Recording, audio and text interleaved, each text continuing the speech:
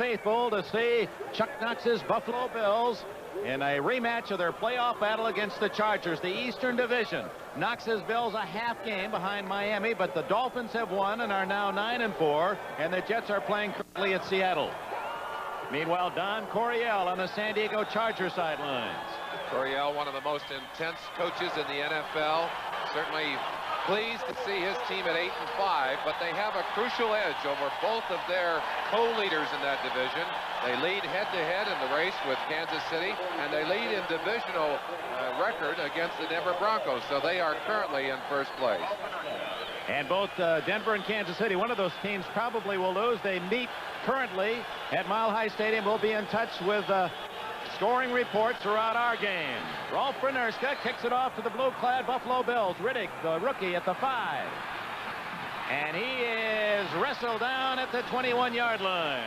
The Bills bring it on their offensive unit with Joe Ferguson, the quarterback.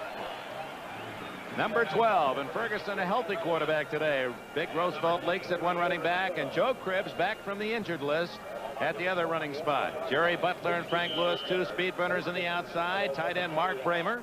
The offensive line, Ken Jones, John Borkart, Will Grant, Conrad Dobler. Starting at right guard, Joe Devlin at right tackle. That decision to start Dobler might indicate a tendency to pass early by the Buffalo Bills.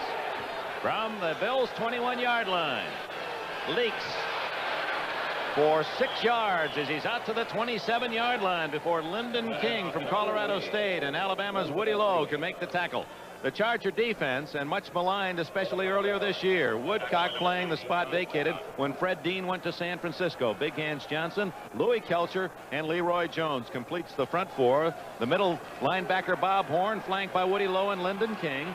Defensive backs Allen Ellis starting for Mike Williams. Veteran Willie Buchanan with Edwards and Shaw at safety. Second down 4. The toss to Cribbs.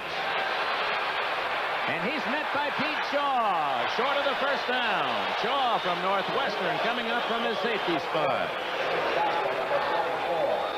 Cribbs not showing the kind of explosive running ability that we have seen from him, Dick. He's coming back off a rib injury, and you'll see that he looks bulky around the midriff, wearing a flak jacket to try and protect those ribs, but he was wearing the flak jacket when he broke the ribs. It has been a season for the fractured ribs, and of course Dan Fouts apparently having that same injury, and they'll be watched closely. It's third down and 3 at the 28. Ferguson's first throw. Incomplete, broken up by Buchanan, intended for Jerry Butler. And the Charger fans cheer the defense. Although the Charger defense ranks currently 27th in the league, they have played better in the last 2 weeks. They've come on with some pressure on the quarterback, 11 sacks in the past 2 weeks. Jack Pardee feels that maybe they're finally getting together after a very frustrating season. Greg Cater, his numbers on the year, hitting the 41-yard average. Rookie James Brooks at the 29 of San Diego. Cater, a high but a very short kick. And it takes a San Diego bounce, and Rod Cush is able to down it at the Buffalo 47-yard line. A 20-yard punt, no return by Greg Cater, and the Chargers get the first break of the game. Here comes the Charger offense. Dan Fouts, who needs only 114 yards for 4,000 this year. James Brooks and Chuck Muncie, he's just a handful of yards away from the 1,000-yard mark. Needs 2 touchdowns today to set an all-time NFL rushing touchdown record. Joyner, Chandler, Winslow, the receivers, Shields, Wilkerson, Masick, White, and Washington on the front line. From the 47 of Buffalo, Fouts to throw. Deflected and almost intercepted. It was intended for Joyner. Number 77, Big Ben Williams, and got his hands up in front of that one. Fouts wasting no time going to the air. Let's go through that defensive lineup, Dick. All right, Merlin, Williams, Smerlis, the big nose tackle, and Sherman White up front. Sanford, Haslett, veteran Villapiano, and Isaiah Robertson, the linebackers. Mario Clark and Charles Romes at the corners, and Freeman and Simpson at safety. And as you pointed out, Merlin Olsen, earlier, at times Chuck Knox will go with a 4-man line and 7 defensive backs. Well, we have some upsets today in the National Football League involving teams fighting for a playoff, and we'll update all the scores for you in just a moment. Fouts 2nd and 10. Complete. Joyner, and it's close to a first down at the 36-yard line. It appears he has the first down. Rome's the defender for Buffalo. Charlie Joyner, one of the great control receivers in the NFL. Runs precise patterns, and the man who puts the ball on the target is Fouts. He throws to the point. And you notice with a defender immediately behind Joyner, that ball is thrown down at the ground. Had that ball been missed, it would have gone through the ground. No chance for the interception there. They'll bring on the chain gang for the measure. 10 yards plus or minus. At the 37 of Buffalo, it appears to be a little short. So it'll be 3rd down and inches. I stuck in some finals for you. As you see today's officials, Miami 24, New England 14. San Francisco beat Cincinnati 21-3, a big win for the 49ers. An upset. Washington 15, the Eagles 13. The Giants have defeated the Rams 10-7. St. Louis bombed New Orleans 30-3. Upset. Bears 10, Minnesota 9. Green Bay was beating Detroit at last reports. That would move Green Bay right back into the Central Division picture. And of course, Tampa Bay is there as well. And Green Bay leading the Lions 31-17 late.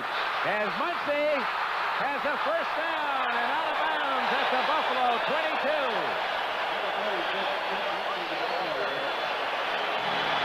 Big Chuck Muncy. What a load he is when he gets to the outside. Tremendous power and great speed for the big back. Now watch him take the ball and just fly to the outside. He is deceptively fast and a great sliding move. Just ducked outside of a couple of defenders, and it takes a whole passel of them. Watch the quick move Muncy makes. He'll start, he'll look like he's going inside, and then just skips to the outside. Great explosion, great run. Fouts back to live action, and it's incomplete to Muncy. A little screen in the left flat that was well read by Isaiah Robertson. It'll be 2nd and 10 at the 22 of Buffalo. The temperature today is 70 degrees. No breeze to be concerned with, but the San Diego area, the west coast of Southern California, has been hit with very heavy fog in the early evenings of late. We were lucky to make it in from South Bend, and apparently a high school game here last night in the second half. They had to have someone on the field to call up to the radio booth to tell them what was happening because you could not see the field from our location. It was that foggy. From the 22, it's Brooks. And he's ridden out at the 20 after a short gain by Phil Filipiano, the veteran from Bowling Green, wearing number 41. Reports are, Dick, that it's snowing or has been snowing in Buffalo. I'm sure both teams glad that this game is here in sunny Southern California. The Buffalo Bills enjoy playing in this stadium. They enjoy playing on natural turf. They enjoy the warmth. They're getting a chance to stretch their muscles for the first time in quite a while. And they have played well in this stadium in the last couple of seasons. As we indicated at the start, even with an injured quarterback Joe Ferguson, they came within 2 minutes of beating the Chargers in the playoffs here last year. 4 wide receivers in for Fouts. It's Joyner and a first down at the 10-yard line. Joyner got up just in case. Bill Simpson had contact. A 10-yard throw, and the Chargers are at 1st and goal. You simply cannot give Dan Fouts time to throw the football. He'll do this to you every time. Joyner, not the first choice. I think probably the 2nd or 3rd choice on this pass. Fouts again throwing the ball low, and someone watching at home might say that was a bad pass, was it? No, that was not a bad pass. Fouts throwing low because the defenders were right behind his receiver, and he wanted the ball in an area where it could not be intercepted if Joyner happened to miss it. 1st and goal with almost the full 10 yards to go. Only Muncy behind Fouts. It's Muncy for a touchdown!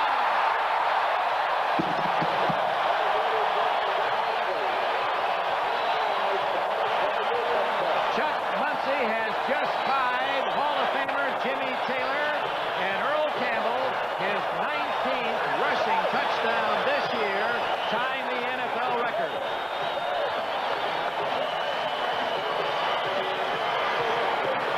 If Fouts can keep his running game going, he takes tremendous pressure off his offensive line and off himself. And there it is right there. Benershka out of Luther's hold for the extra point. And the Chargers on their first possession get 7. Timeout. We played 3.5 minutes of the first quarter, and the San Diego Chargers on Chuck Muncy's touchdown lead it 7-0. Up in Seattle, the Seahawks have moved ahead of the Jets. Young Dave Craig subbing for Jim Zorn. A 7-yard touchdown pass to Sam McCullum. Point after was missed. Seattle leads the Jets 6-0. Let's go back to San Diego and Dick Enberg.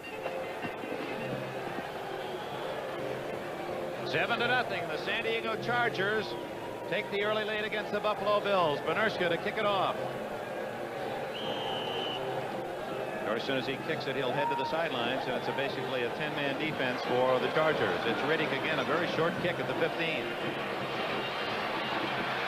And he gets to the 27-yard line, and that is all. Rob Riddick from Millersville State, Pennsylvania. Let's go back and take a quick look at Muncy. He's going to break to the outside behind a great block by Kellen Winslow, number 80, and behind the blocking of number 63, Doug Wilkerson. But it's Muncy's tremendous speed and his ability to break an arm tackle that allowed him to spring loose. Let's look a little more closely at that great block on Isaiah Robertson. Robertson, the contained man, just simply does not get to the outside, trips over one of his own players who'd been knocked down, opened the way for Muncy to go in for the touchdown. Chuck Muncy, a 9-yard run. There are the totals, 46 yards in 7 plays after Cater's short kick. Ferguson going long. Butler watches it bounce out of bounds as he was well covered.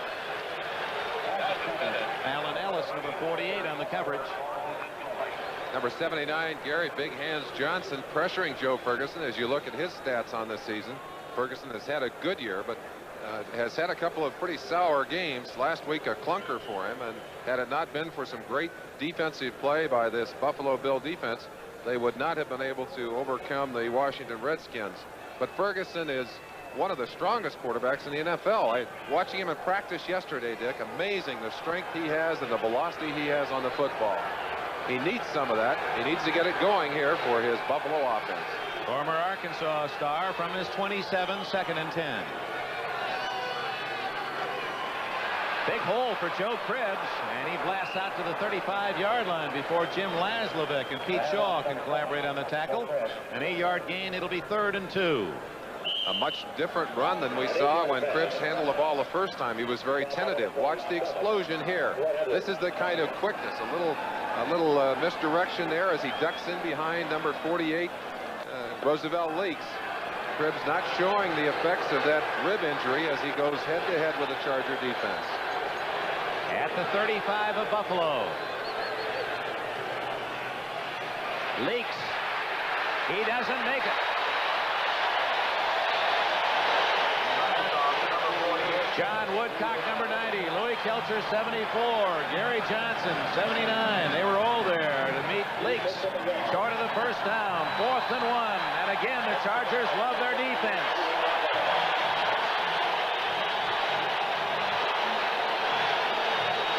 Big Louis Kelcher.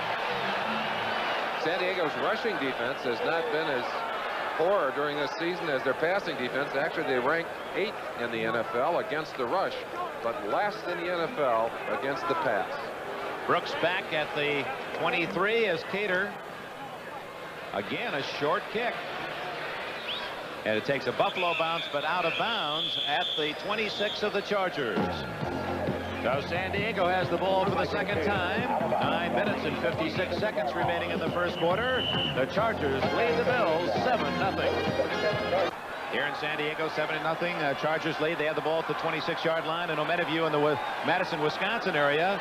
We're expecting to see the Jets in Seattle. Right after this play, we'll explain that we're working that out for you. James Brooks, so the Chargers, nothing there.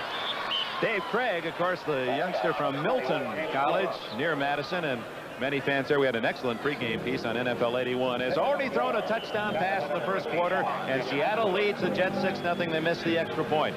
We've had some problems, but Midwestern Relay System says that at 4:30, that'll be about 10 minutes or so from now, they'll be able to make the proper switches, and you will get there in the Madison, Wisconsin area, your young hero, Damon Runyon's story there, Dave Craig against the New York Jets.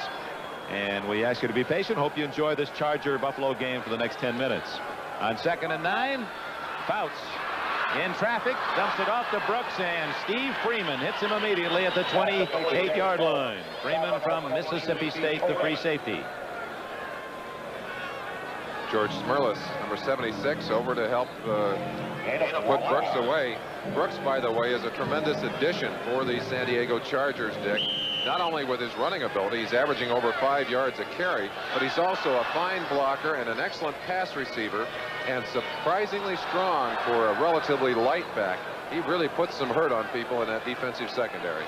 Brooks is only 55 yards short of gaining a mile this year, all-purpose yards, passing, receiving, returning kicks. Fouts, a quickie. Oh, almost intercepted. It would have been a touchdown for number 28, Rufus Bess. Oh, my. Dwight Scales, number 87, the attended receiver, and Rufus Bess in with a whole host of defensive backs. Read that pass perfectly. Fouts throwing it on target. Watch the little move right at the end. Bess stepped right in front of Scales and just had an opportunity go right through his fingers for 7 points. That had touchdown written all over it. In fairness to Bess, it appears that Scales might have gotten a piece of it to knock it away. So George Roberts, kicking for the first time, will deliver to Roland Hooks.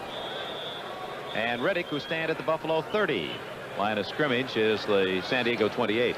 We're looking at the only left-footed kicker in the NFL, Dick. And, you might say, what's interesting about that? Well, one thing, it creates havoc for the receivers at the other end. They're marching off a penalty against the San Diego Chargers. The reason for that is when the ball is kicked with the left foot, it rotates in the opposite direction, tends to tail off in the opposite direction. And receivers who are used to catching a football off the right foot have a tendency sometimes to misjudge the football. Kind of like hitting against a right-handed pitcher all year, and then finally you face a left-hander and everything just is turned around. In this case, after the 5-yard delay of game penalty, Roberts, he scuffs one. And it goes right into the San Diego Charger bench. It will be marked near midfield at the 49 of Buffalo. So each kicker having his difficulties. 28 yards on that one. Buffalo has the ball, trailing by 7. High Stadium in Denver, the Broncos have gone ahead of the Chiefs. The score set up by this play. Craig Morton airing it out to Steve Watson. He gets down to the 5. The play covers 86 yards. Rob Lytle takes the final 2 for the touchdown. It's 7-0 in Denver. Let's go back to the sunshine in Dick and Merle. And sunny it is, Brian Gumbel. Denver takes the early lead, and of course Denver, Kansas City, San Diego all tied at 8-5. Both teams here, of course, watching divisional opponents. San Diego Chargers very anxious about that game, knowing that one of those ties is going to be broken today with a loss by either Denver or Kansas City. Short kick, and Buffalo takes over at its 49-yard line. Joe Ferguson looking for his first completion, going long for Butler. And it's incomplete. Butler with a little shove on number 28, Willie Buchanan. No flag because Buchanan could not catch the ball. The rule is no different whether it's the potential pass interceptor or the receiver. If there's no chance to catch the ball, even though there was contact, that's a good no call. Buchanan having a little chat with the official. Not a good pass, and certainly Buffalo's offense not on track here in the early going. This is their first break of the game. The San Diego Chargers took advantage of starting inside of Buffalo territory on a very bad punt to get their 7 points. Let's see if maybe Buffalo can't take advantage of this early opportunity for themselves. Frank Lewis, top of your picture. Split right is Butler. That's Cribbs on a wing right. 2nd and 10, Ferguson. Eludes the rush. And has a man, Butler. Great catch. Leslie in control. No, at the 20-yard line.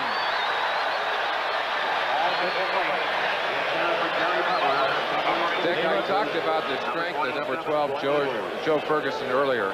Now watch this, the kind of strength it takes to get out of the grasp of the defenders here. They've got good pressure on him.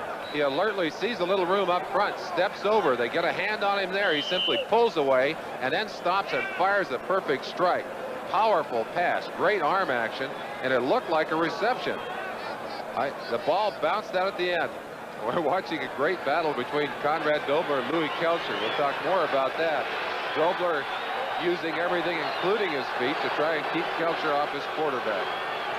3rd down and 10, and the Bills offense has been stymied thus far. 3rd possession, looking for the first down out of the shotgun. Ferguson to Butler, and incomplete. Apparently Butler had gone out of bounds, and in coming back inbounds was not an eligible receiver. Anytime the receiver steps on the line or out of bounds, the hats will come off the officials on the sideline. There's no penalty for that. It's just that he simply cannot come back in and catch the pass after he has touched the sideline or stepped out of bounds. Joe Ferguson has not been very happy, and he hasn't, or nor has his offense, done much to bring a smile to anyone on the Buffalo side. I think perhaps the most unhappy man on that sideline might be Chuck Knox. After a 19 and a 38-yard punt, Cater hits this one nicely, and Brooks has the fair catch at the 9-yard line. Now the San Diego Chargers, no return of a 42-yard kick. Timeout. 7:54 left, first quarter. San Diego has the ball at the 10-yard line. Midway through the first quarter, the Chargers in front 7-0 on a 9-yard Chuck Muncie run that tied an NFL rushing touchdown record. 19 touchdowns this year for Muncie. And this is Muncie with the ball. And the play that went for the touchdown is stopped for little or no gain. Maybe a yard before Jim Haslett from Indiana, Pennsylvania. And Isaiah Robertson of Southern University can make the tackle. Isaiah Robertson, number 58, getting outside of the block of number 80, Kellen Winslow, to force that play back inside. And that's what you have to do to contain that single-man sweep. Muncie's strong enough to run that play without blocking. They're counting on him being able to break arm tackles and simply run over the top of people, Dick. Muncie from California. Fouts with all day to find his tight end, Kellen Winslow, and a first down at the 22-yard line. 11 yards on the throw. Robertson with the tackle. Winslow, earlier this year against Oakland, had 5 touchdown receptions in one game. 4 of those touchdowns in just over 9 minutes during the game. Amazing. But again, we talk about the difficulties you're going to encounter if you give Dan Fouts time to throw the football. Winslow certainly is his favorite target in the past few weeks, and Winslow can catch that football. Muncie, not much there. He's swarmed by the blue jerseyed Bills. Robertson and Haslett, the linebackers. Also into the play was Lucius Sanford and Jim Haslett. So all 4 backers had a piece of that action. Dan Fouts hitting 58% of his passes this year, already with 29 touchdowns and only 14 interceptions, sacked but 17 times. And he needed today 114 yards for the second straight 4,000-yard passing season. No one has ever done that back-to-back. Wes Chandler with Joyner in motion, and then they flip to Muncie. Great throw by Fouts, and Muncie dropped short of the 30-yard line. That won't be enough for a first down. Sanford made the tackle. What a throw by Fouts. He led Muncie just right so that he was going full speed upfield. That looks like such a simple pass, and yet I think it's one of the most difficult passes to throw in the game of football. Fouts threw it so that Muncie did not ever have to break stride. Took it in full stride, took it right in front of that shoulder, and able then to in effect take a long handoff from his quarterback, get outside of the linebacker. A couple of other linebackers out there to greet him, but not until he gained some fine yardage. 7 yards in the play. It's 3rd and 2 at the 29. Uh-oh. Flags are down. Muncie stopped at the 31. Would be very close to a first down if there was no flag, but apparently that flag will be against the Buffalo Bills. And now, so that you fans in the Madison, Wisconsin area can watch your own Dave Craig of Milton College, we switched that portion of our network to the Seattle, New York Jets game.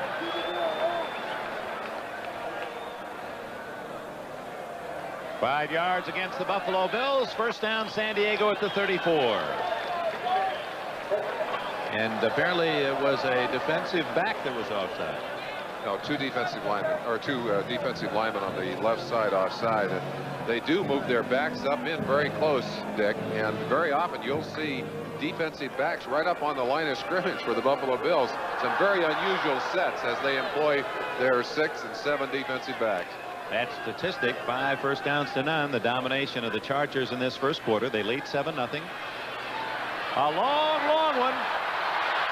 Out of bounds for Wes Chandler, acquired from the New Orleans Saints to fill the void when John Jefferson went to Green Bay. Back in the coverage, 45, Bill Simpson, one of your former teammates with the Los Angeles Rams. What a wonderful story. Last year in the 5th game of the season, Bill Simpson came down from Los Angeles to watch the Buffalo Bills. He had some friends who were playing in the game, sat in the stands. 2 of the safeties, Cush and Nixon, were hurt in that game. He went out after the game to talk to Chuck Knox. Chuck said, go pack your bags and come to Buffalo. And Simpson went to Buffalo. The next week he was starting. He's been starting ever since. This year named the most valuable defensive back by the Buffalo Bills. Quite a story. For a man who was too injured to play, had 4 interceptions last year. He has 4 more this year. Whoa. Joyner at the 45-yard line. Freeman with a tackle. San Diego first down. Third catch for Joyner, 22 yards on that play. In preparation for this game, the Buffalo Bills watched the Cincinnati Bengals work on Fouts and the Chargers, and they said they wanted to attack him, wanted to get after him. They certainly have not been able to do it. And Fouts has had time to get back, to look at his receivers, and to get them the football. I don't think there's a quarterback in football reads coverage and reads the open field better than Dan Fouts. And Charlie Joyner, you get it near him, and you've got yourself a reception. Too long and intercepted. Mario Clark at the 30, 40. Look out. He's at the 45, the 40. And finally corralled at the San Diego 25-yard line by Fouts, the quarterback. Clark's 4th interception of the year, and a big turnaround for the Bills. A 53-yard return for Clark. Very uncharacteristic mistake for Fouts. That ball looked like it took off on him. Sailed over the head of the intended receiver. And Clark, had he really decided to run this football, looked like he had open room up the sideline. Looks like he wants to tiptoe here, Dick. He may hear about that from his defensive coordinator. And Fouts himself, as you see him throw, able to hustle over and at least prevent the interception touchdown. Tried to put some body English on that one. At the 25-yard line. Leaks and Cribbs behind Ferguson. Cribbs. A couple at best. 2 yards before Bob Horn, the middle backer for Oregon State, can make the tackle. Let's run down all the scores for you. The finals. Miami stays at least in a tie for first with a victory against New England 24-14. San Francisco showing its mettle. Oh, if they come on. Bill Walsh's team beating a fine Cincinnati team in Cincinnati 21-3. It was Philadelphia losing its 3rd in a row. The Redskins a 15-13 upset. And the Rams lose again. The Giants at home with a 10-7 come from behind win. We'll have more in a moment. 2nd down and 8 at the 23 of San Diego. Play action. Butler. Incomplete as the Chargers had 2 men on the speedster from Clemson. Both Ellis and Edwards in the coverage. The rest of the scores today in the National Football League, the final scores. Joe Ferguson shaking his head, apparently unhappy with the pattern run by Butler. The communications appear to be breaking down a little bit on the passing game for Buffalo. A couple of extra receivers, Ron Jesse in. They've put 3 wide receivers in. Bramer, the tight end, goes out along with Cribbs, the running back. Let's see if they can't pick up this first down. They failed to capitalize on their first opportunity. That bad punt by Roberts. Now they've got a great field position. Let's see if they can do something with it. Out of the shotgun. Chargers counter with an extra defensive back. He needs 8 for a first down, and he's got it. First down at the 10-yard line. A perfect strike to Jerry Butler. And for the Bills, that is just their second first down, their first first down of this game, and it comes with 3 minutes left in the first quarter. Very tough assignment for number 48, Allen Ellis, working one-on-one on a very quick receiver. And if that ball is thrown properly, almost impossible to defend against that one-on-one. Butler, one of the outstanding receivers in the NFL, certainly showing his skills on that particular play. 12 yards on the throw. First down at the San Diego 11. Buffalo trailing the Chargers 7-0. Roosevelt leaks. And he blasts close to the goal line. He's down to the 2 and near another first down. Leaks with 9 yards before King can make the tackle. And the big guy from Texas showing some agility and power. One of the reclamation projects that Chuck Knox is proud of. Watch the adjustment he makes. No hole outside. He cuts back against the grain inside and literally makes that yardage by knowing where the open territory was. I think very often great backs who can make that kind of move have to do it with their eyes as much as their bodies. 2nd and 2 at the 3-yard line.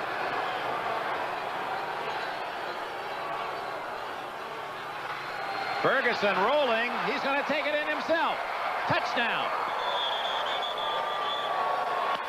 Joe Ferguson. King tackled him, but too late. And the Bills are on the board. So Mario Clark's interception and return of 53 yards, setting up Ferguson's rollout score. On Jesse, number 81 coming in motion, turns back the other way. Looks like an option pass or run. Ferguson sees he has a chance to get to the outside.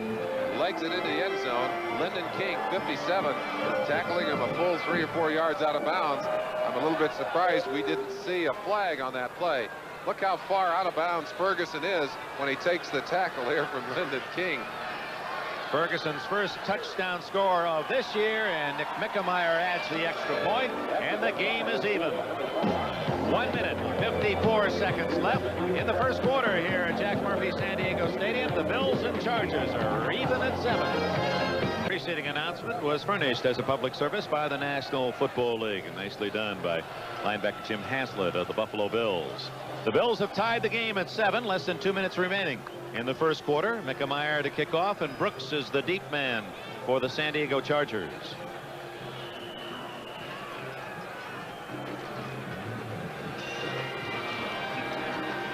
Comes to Shaw at the 8. 15. And he gets to the 17-yard line. Little late action, but no flag. Rod Cush, 42, is there, along with Humiston, a linebacker. That was a play designed to start up the left side and reverse around the right side, Dick.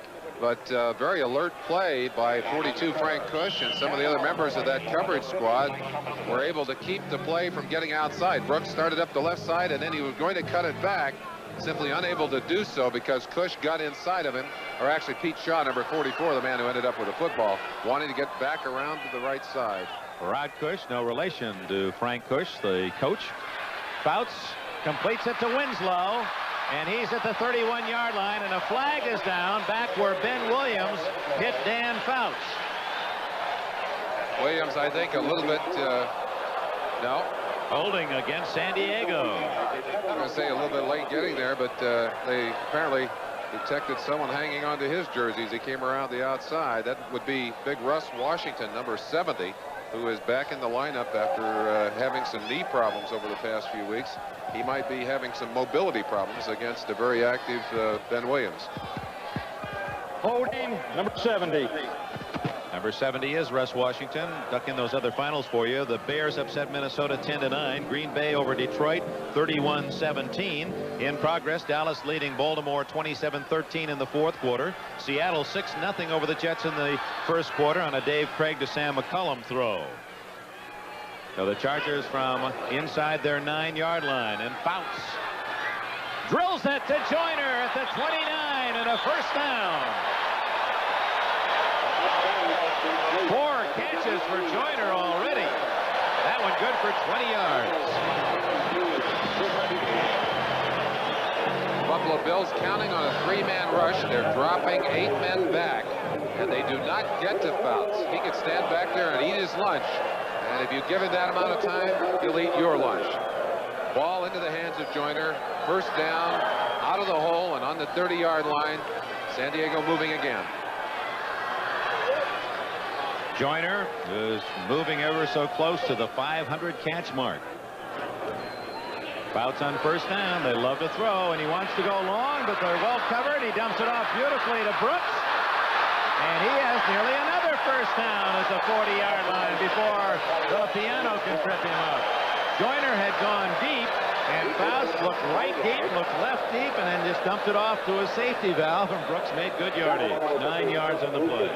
We're looking at the two of the best protected quarterbacks in the league today. Fouts, the number 3 in terms of best protection. 17 sacks on the year, but 6 of those sacks in one game against the Cincinnati Bengals. You cannot give him that amount of time to throw the football. Brooks, a very valuable addition, as we'd indicated, making the most out of that little let-out pass to him. And the presence of Fouts to know where everyone was and finally hitting his 3rd man. But for the Chargers, that play will not count. They did not get it off before the end of the first quarter. We've completed the first 15 minutes here in San Diego, California. 2 teams with identical 8-5 records are even after 15 minutes at 7. To the second quarter with a 7-7 tie. That's Tom Catlin, assistant coach of the Bills. He's the defensive coordinator. Last week, an interesting play in that Washington game. The officials made a mistake. Catlin yelled at them, and they took a play away from the Washington Redskins. We'll explain that here in a minute. But a very big play in that win last week over the Redskins. Former Oklahoma All-American, played with the Cleveland Browns. He's got a mathematical mind. Speaking of mathematics, there they are, first quarter. First quarter stats certainly favoring the Chargers in terms of yardage, 120 to 43. But the most important stat, the score, very even at 7-7. Let's quickly tell that story. Last week, Theismann had been knocked out of the game. Critical 3rd and 27 situation. There was a play run with the backup quarterback Tom Flick in the game. Penalty called. Theismann came back in, completed a pass, but because he had not been out for an official play, they stopped, took the ball back, and it ended up to be one of the critical plays of the game, Dick. Chuck Muncy, blast up the middle, almost at will. Robertson and Freeman finally made the tackle. First down near midfield. Well, you can't run up through defense unless you have room to run. And Muncy's got about a mile right there. Great blocking by the 2 guards in the center. Masick at center, Wilkerson and White, 2 of the very biggest guards in the NFL. And they're ripping on that play as they get Smerlas and the linebackers aside for big Chuck Muncy. San Diego at its 48-yard line, first down. Remember, they were back at their 9 after the penalty. That's Wes Chandler. And he's to the 41 of Buffalo, close to another first down before Lucius Sanford can make the tackle. Dick, I asked Wes Chandler if there was a difference in the way Archie Manning threw the ball to him in New Orleans as opposed to Dan Fouts. He said, yes, as a matter of fact, 2 things. He said, Manning threw the ball to the receiver. Fouts throws the ball to the spot. If you're not there, you don't get the football. And the other big difference, Fouts throws with a 5-step drop on most patterns. Manning with a 7-step drop. And he said, I have to make up that difference in my pass route. Get there in a hurry. While they measure for the first down, it's a San Diego first down. Fouts 10 more yards. Let's go to New York. And this update with Bryant. All right, Dick, in the Chargers, you've got 1 of 3 co-leaders in the AFC West. The other 2 are matching wits out in Denver, and the Broncos are getting the better of the Chiefs. They are driving right now and already holding a 10-0 lead in the second period. Dick? Thank you, Bryant. The Broncos trying to rally from a couple of tough defeats, and one here last week against San Diego. The Chargers are first down at the 41 of Buffalo. A 7-7 tie, early second quarter. Fouts to Chandler. Well read by the Bills, and that'll be a loss. Mario Clark, the man who had the interception that set up the Bills touchdown, former star at Oregon, born and raised in Pasadena, California. So he's playing in front of some friends and folks today, makes the play defensively, and it's a sizable loss back to the 45-yard line. Call it a -4 for Fouts. Then with a -4, he now has 3,982 yards. He needs 18 more to reach the 4,000-yard mark. 7 defensive backs in the game for Buffalo. One of them down is the defensive lineman. Fouts to Chandler at the 29, first down.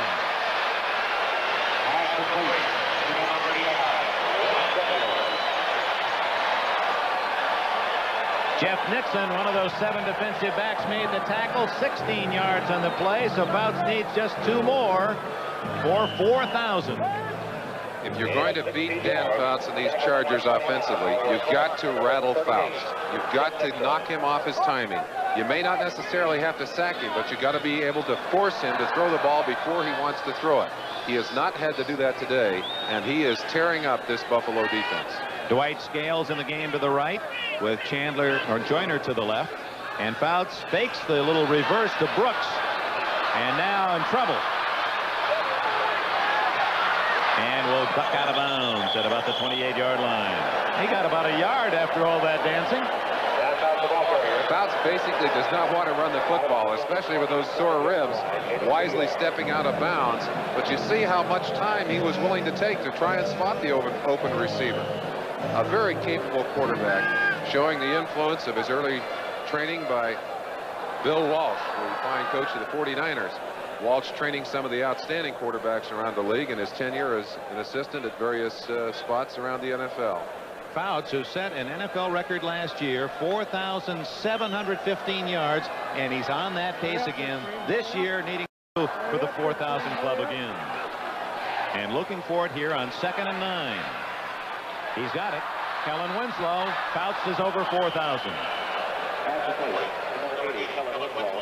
It is not enough for a first down, and brings up 3rd down. Let's go back to New York and Bryant Gumbel. Okay, Dick, very quickly, up in the Kingdome, the Jets have drawn even with the Seahawks. Richard Todd, 12 yards to Scott Durkin for the score, but like the Seahawks did, the Jets missed the point after. They're deadlocked at 6 in the first. Dick? Well, that's been an epidemic today, Bryant. So many missed extra points. Not so here, where Buffalo and San Diego both successful. The game is tied at 7. Second quarter, 11:35 left before halftime. A critical 3rd and 4.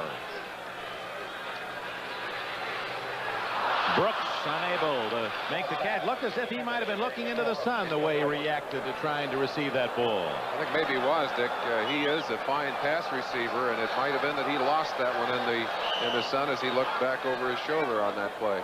So Rolf Bernurska comes in to try a field goal. The line of scrimmage just outside the 22, so this will be about a 39-yard attempt. Ed Luther, the backup quarterback to hold. Call it a 40-yard attempt as he'll spot it at the 30. Well, almost close to 31. That's about an 8 yards behind the line of scrimmage. Bernurska 13 for 20 this year. And the Bills point at the Chargers. That might be a costly mistake. The Bills, I think, believe that one of the offensive linemen moved, but if they're wrong, they will have given San Diego a first down, and that would indeed be a costly error defensively. You saw them try and draw the team offside, try and draw the they're going to call it against the Bills. This is an interesting defensive maneuver. Now they're trying to, special teams are trying to draw the lineman offsides. And that's legal defensively. Meanwhile, Fred Wyant trying to get his officials away from all the players so they can discuss, because there may be differing views of who influenced whom. It's against the Bills. What a break for San Diego.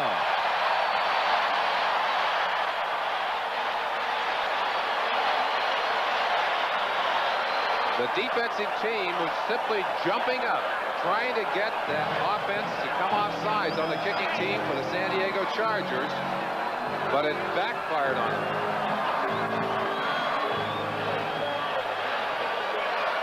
So the offside gives the first down to San Diego. Watch it now. They had already jumped up, and thinking that the offense had moved, they stepped forward and made contact.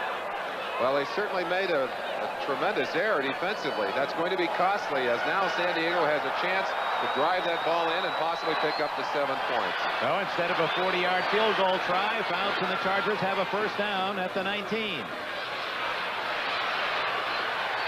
Wes Chandler. Touchdown.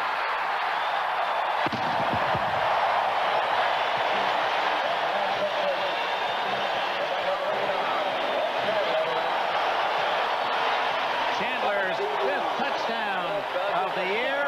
Fouts' 30th touchdown throw. I asked Dan Fouts earlier in the year after they'd acquired Wes Chandler. I said, what is Wes Chandler going to be able to do for you? Is he going to fill a spot vacated by John Jefferson? He said, in time, I think he may even be greater than Jefferson was as a Charger. He also said that Chandler runs better with the football than any receiver I've ever seen. And you saw some of that ability on that play, and a pretty spectacular spike as well. Bernurska's extra point is good. So instead of a 40-yard field goal, a critical offside penalty against Buffalo allows San Diego a first down at the 17-yard line. First play, it is bounced to Chandler, and it's now 14-7. So a 5-yard penalty is worth at least 4 extra points to San Diego, maybe even 7. There's no assurance that Benushka would have kicked the 40-yard field goal. He hits this one high and short. Curtis Brown. Nope. Brown at the 21. 30, and out of a pack to the 34-yard line. Brown from the University of Missouri, as Benushka didn't quite hit that one cleanly. So the Bills trailing 14-7 have the ball. Let's go back to New York for this update. All right, Dick, losers in 3 of their last 4 games. The Chiefs may be fading from the AFC West race. Larry Canada's 2-yard touchdown has the Broncos now in front 16-0 as they near the half. Dick? All right, Bryant, and of course for these teams, Buffalo, San Diego, and for Kansas City and Denver, it's not that a loss necessarily will totally eliminate a team, but with not much time remaining, no one wants to look at something in the L column. And yet some classic duels today against top-rated teams. Denver with the upper hand at Mile High, and here it's San Diego in front 14-7. Ferguson only 1 for 7 passing. Cribbs into a crowd. May have plowed for 2. Late NFL action. Second half of doubleheaders. Dallas apparently on its way to a win, a very important win, and that Philadelphia's lost again. Cowboys 30-13. The Jets in Seattle tied at 6 at the Kingdome in the second quarter. Tampa Bay 7, Atlanta 6. If Atlanta beats Tampa Bay, if Tampa Bay should lose, first of all, Denver 10-0, and it's more than that now. There would be 4 teams tied for the NFC Central Division with 7-7 records. As Detroit, Green Bay, Minnesota are all 7-7, and Tampa Bay, if it wins, will be 8-6, but if it loses, will be 7-7. And Cribbs can't get a thing. Woody Lowe was there.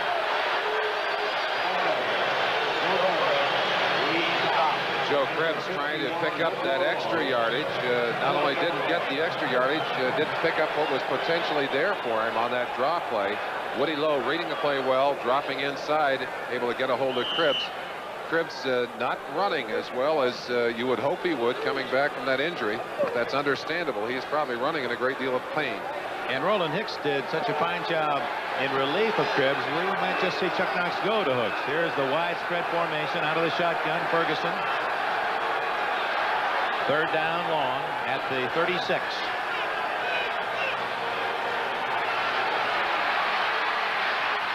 Has a man open, and Frank Lewis has his first catch of the day. We got a penalty, Dick. We got a illegal use of the forearm against the receiver there. Looked like maybe Lyndon King, who just smashed Frank Lewis right under the jaw with that big forearm. That'll be 15 more yards marked from the 43-yard line where Lewis made the catch. There's an interesting side story here today. 2 of the outstanding receivers in the game, the one you've just seen, Frank Lewis, and Charlie Joyner, who had quite a first quarter, were teammates at Grambling. Personal foul, number 27, first down. Now the foul goes against number 27, Glenn Edwards. And their quarterback was James Harris, who was just activated by the San Diego Chargers for today's game. So 2 of Grambling's best, 2 outstanding veteran receivers who have survived through the years with their excellence. Lewis and Joyner, former teammates, pitted against each other in this crucial game today, and both obviously contributing. That was a 21-yard catch plus 15 on the penalty at the 29.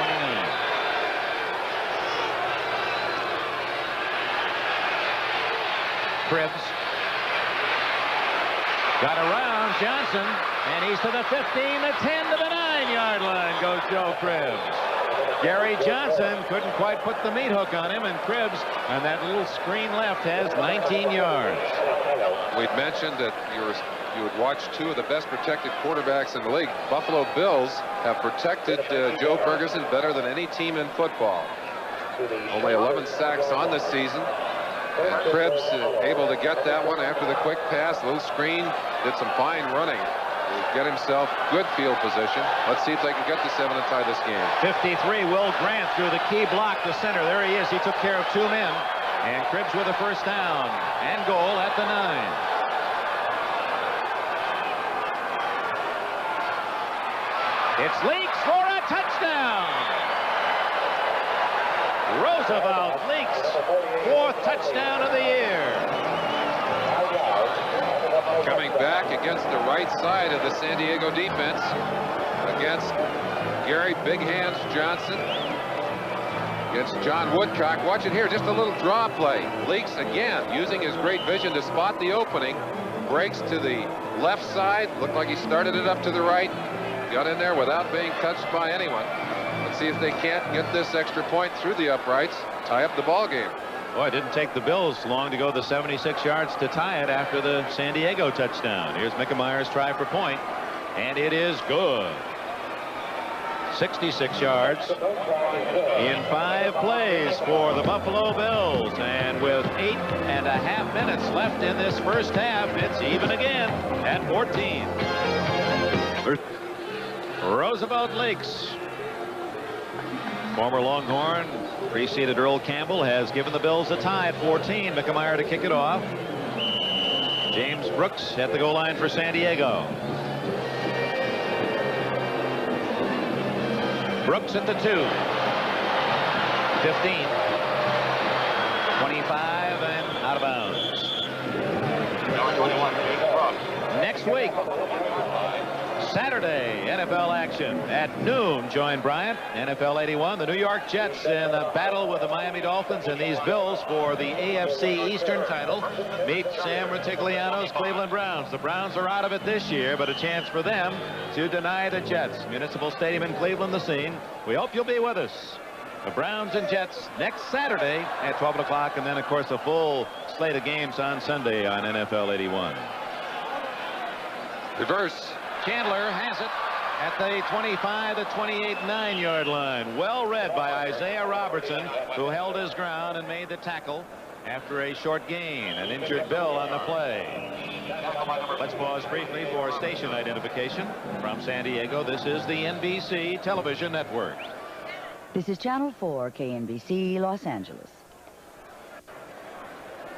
Dick Enberg, Merlin Olsen, Jack Murphy, San Diego Stadium, the scene. Back and forth we've gone. San Diego scored first, then Buffalo tied it at 7. The Chargers back to go ahead 14-7. Chuck Knox's Bills have just tied the game at 14 here with 8 minutes and 14 seconds left in the first half. As they attend to Isaiah Robertson, let's pause for this important word. Butch Robertson of the Bills, who made that last tackle, he's okay. Have to sit out this play as the Chargers have the ball at their 29-yard line. 2nd down, 6.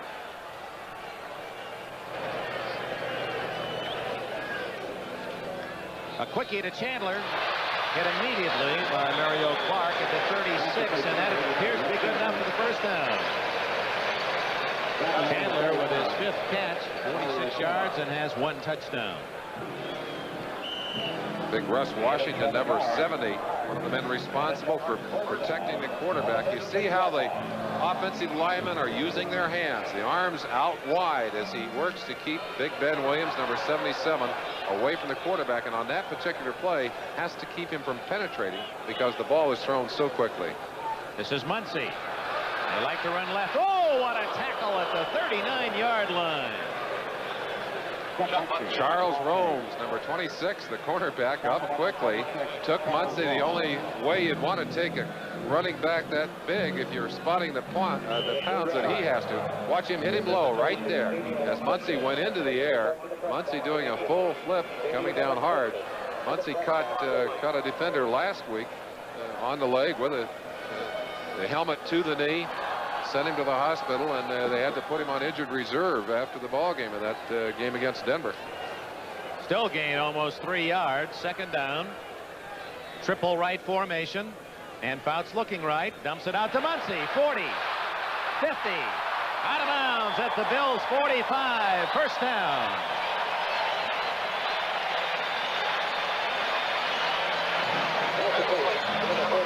$17 more yards. Fouts to Muncy.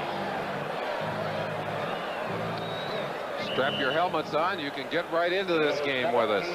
Fouts with a little outlet pass. We saw that thrown earlier to Muncy, and then Muncy just running with that football, using his speed and his power, lowering that shoulder. What an awesome running back he is when he gets his momentum up. Mark it at the 44-yard line for Muncie and the Chargers. Chandler in motion. Winslow is split to the right. There's Joyner. One of the few he's not caught, and a flag is down, and Big Ben Williams of Mississippi is pointing at one of the blockers. It's holding against San Diego. Final score in, and the Dallas Cowboys have won again. Baltimore has lost again. That is 13 in a row for the Colts. 37-13 Cowboys as they move in front of the Philadelphia Eagles, who were upset at Washington today.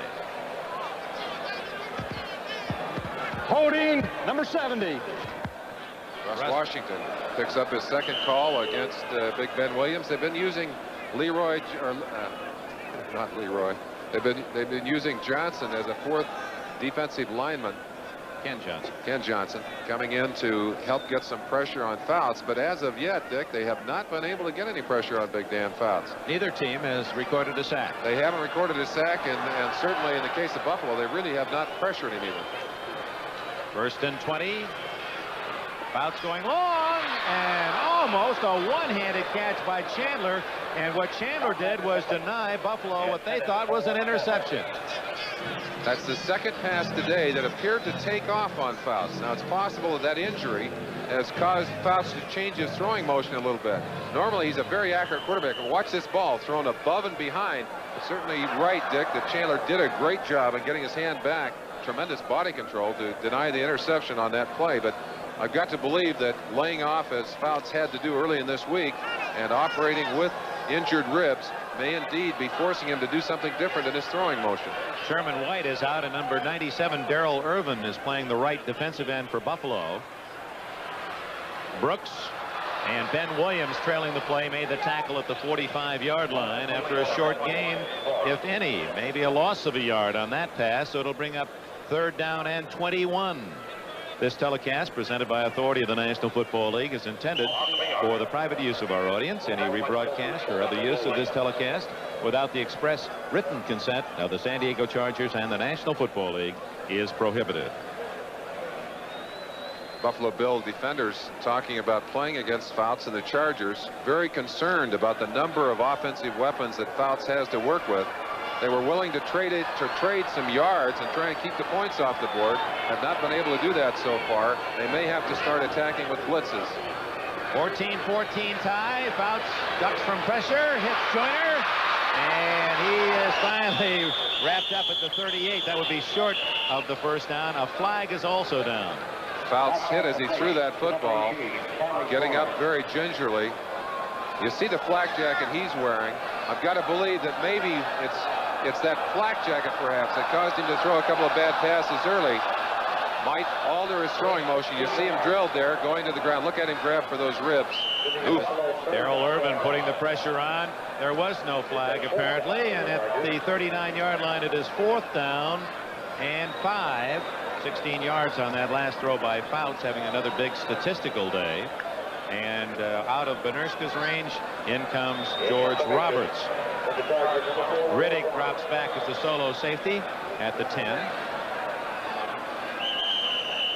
And delay a game against the Chargers, but they don't mind. With the ball at the 39, it gives Roberts more room in which to kick. I think I indicated that Roberts the only left-footed kicker in the league. Do you remember any other left-footed kickers? I was wondering about that, but I trust you. Well, a couple that come to mind. I can't go back as Joe Costanza did to Frankie Albert, but I can tell you about Bucky Dilks. Bucky kicked for the Denver Broncos, and then running back for the Green Bay Packers. Oh yes, Donnie Anderson. It was an excellent kicker. Yep. Indeed. Former Red Raider. Now after the 5-yard penalty, Roberts aiming for the near sidelines. Looks good, but kicks into the end zone, and it'll be the touchback 20-yard line for the Buffalo Bills. 44, but a net of just 24 for Roberts. I hope someday that the net punting average becomes the statistic, not just the straight punting average. I think it's much more revealing. It's the San Diego Harbor, huge carrier off in the distance. Just the fireboats welcoming the carrier in. Navy Town. Lewis left. Butler right. Joe Ferguson of the Bills. 1st down at their 20-yard line on the touchback. Fergie is 3 for 9, 52 yards passing. It's a 14-14 tie. Less than 5 minutes left in the first half. Nothing going on that draw play as Joe Cribbs wrapped up for a 3-yard loss. Gary Johnson made the play. Buffalo Bills made a nice gain on that play earlier. A little misdirection. Leaks hitting first and then Cribbs slipping in behind, but they didn't fool Gary Johnson. He stopped it up very admirably. They give forward progress to the 18, so it'll be 2nd and 12. The Bills have not been a good road team this year. They're 1-4 on the road after 7-1, a record 7 wins at home this year at Rich Stadium. They are talking proud up in Buffalo. 2nd and 12. Leaks. Tried to go wide, and Woody Lowe made the tackle. Leaks diving at the end, went right into the back of Ken Johnson's legs. Watch the block by Cribbs, number 20. As he comes up inside to try and take a piece of Woody Lowe, stays right after him. But watch what happens right there. Ken Jones, number 72, really took a shot on the back of the legs, and he's having some trouble. Let's hope that's not an injury. It might just be a contusion, but Ken Jones, a fine offensive tackle, originally started as a defensive lineman.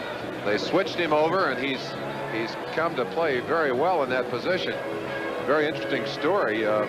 Ray Prohaska, the offensive line coach for the Buffalo Bills, very concerned in the early going because Jones was getting so many holding calls. And finally, he said in desperation, maybe those officials have just memorized your numbers. At the time, he was wearing number 73. So he said, let's change your number. They changed him to number 72 in the middle of the season. I think maybe that had a psychological impact. Not nearly as many holding penalties in the second half of the season. But he has become an excellent player, Dick. And he must be in great condition after that picture that we just saw, that knee caving in, and he went off the field as if he's going to be okay. It's amazing the kind of blows that your body can take, and you can still come back if your body is in condition. And these athletes must be in condition to play this game. Better on a warm day like this, though, than it would be on a cold day. For instance, the kind of day you'd be having in Buffalo. 3rd and 10. Ferguson out of the shotgun.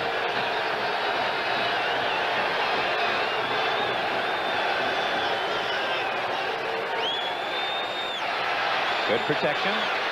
Ooh. Incomplete, intended for Lou Picone.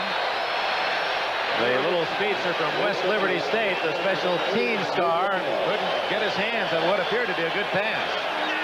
Picone going to see this one coming in his sleep tonight. Ball should have been caught right into his hands. I think he was looking for traffic, maybe hearing some footsteps, as he saw Pete Shaw, number 44, out of the corner of his eye. He should have had that one. In to kick. Greg Cater had his troubles the first 2 times. It's a beauty. Brooks at the other end at the San Diego 31. 35 and tackled at the 36-yard line. Chris Keating, number 52, made the defensive play. 50-yard punt and a 6-yard return. A 14-14 tie with 3 minutes left in the first half. Well, around the country as we've traveled, football fans, Merlin, have been saying, I can't wait for New Year's Day. Do you fellas ever have a triple header? The divorce lawyers are rubbing their hands in glee already over that lineup. Wait till you hit the calls in the second. Well, it's going to start early with a Fiesta Bowl. And congratulations to San Diego native Marcus Allen of USC. You'll see him against Penn State, the Rose Bowl, Iowa, and Washington. And then Clemson goes for the national championship against Nebraska. Clemson, the only unbeaten team. 1, 2, 3, the first triple headers and bowl games on television. That's the lateral. And out of bounds goes Winslow with a big loss at the 25-yard line. 11-yard loss, but Winslow was alert enough to make sure he went after it.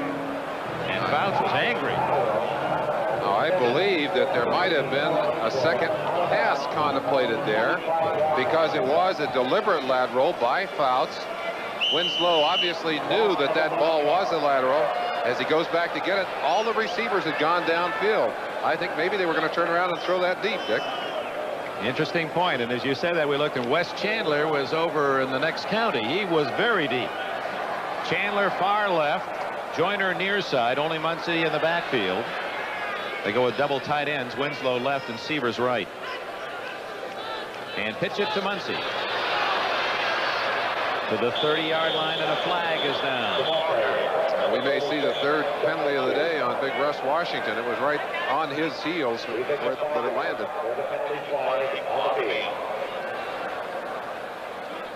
It is illegal use of the hands. Muncy, by the way, with 45 yards today, take away the 5 would be only 40 yards, has 954 for the season, the leading Charger rusher. He's averaging, well, just look at his number, 4.6. That's his average, and anytime you're over 4.5, you're getting more than your share. Illegal use of the hands in the back.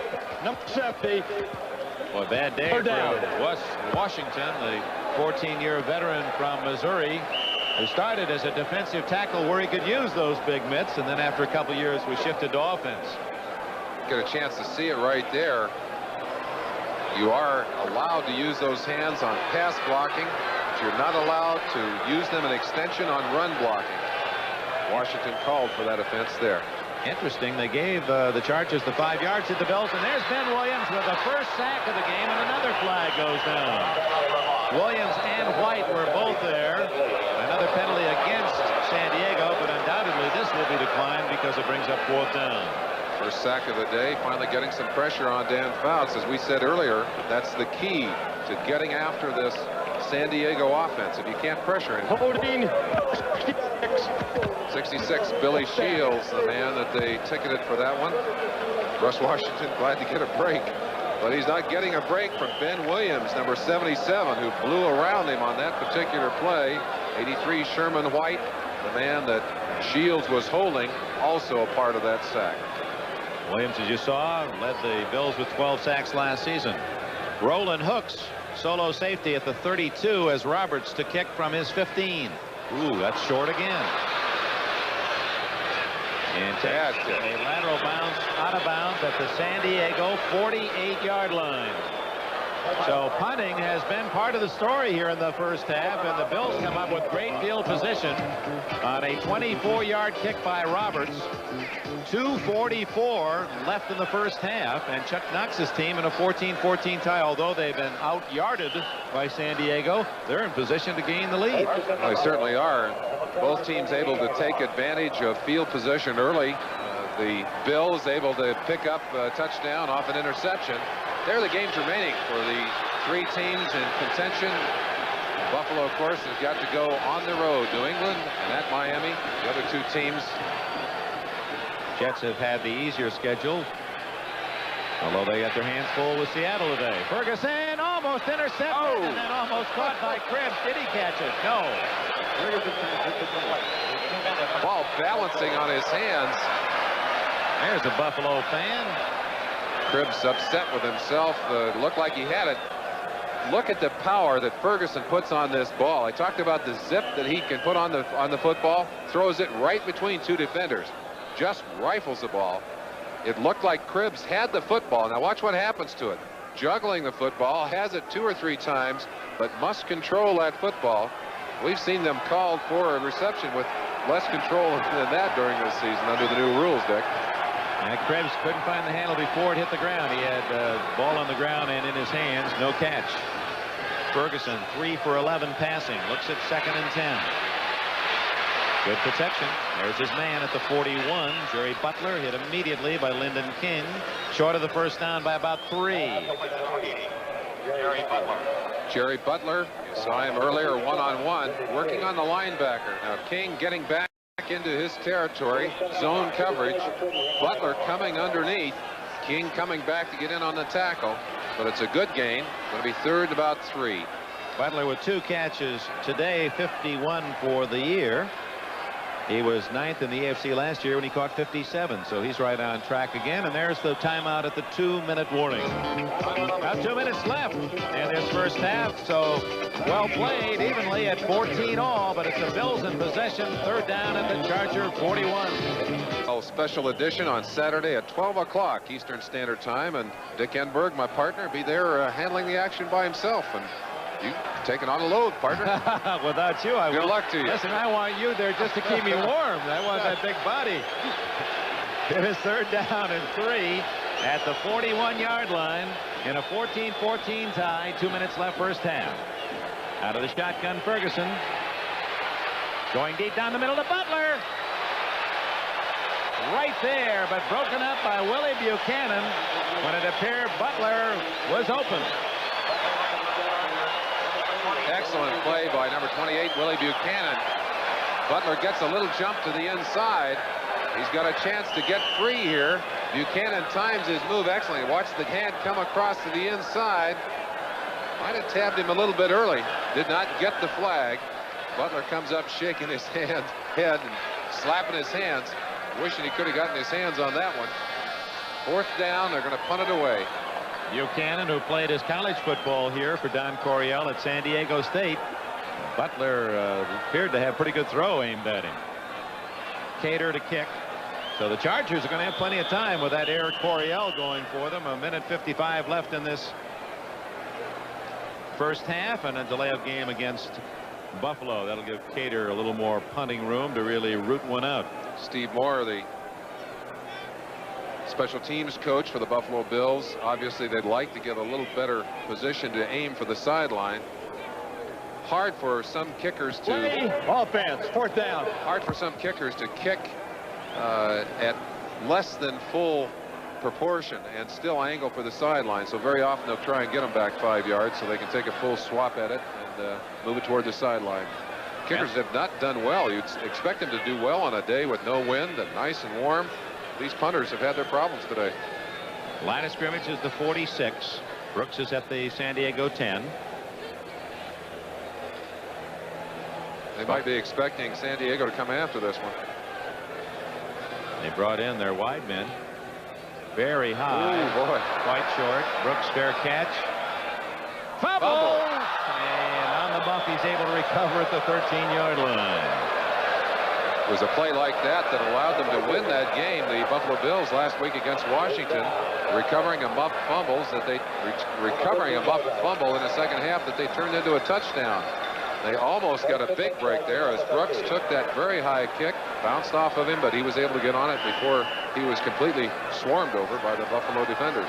87, Steve Alvers, the snapper, was downfield to cover Brooks. Alvers, who may get the ball back to the punter more quickly, throws bullets back there than any center or snapper in the NFL. And they only had 10 men on the field. They have to get one off the sideline. Here comes Rod Cushon as Fouch. He's tough enough with 11. He's throwing for Winslow, and what a catch by Winslow at the 34.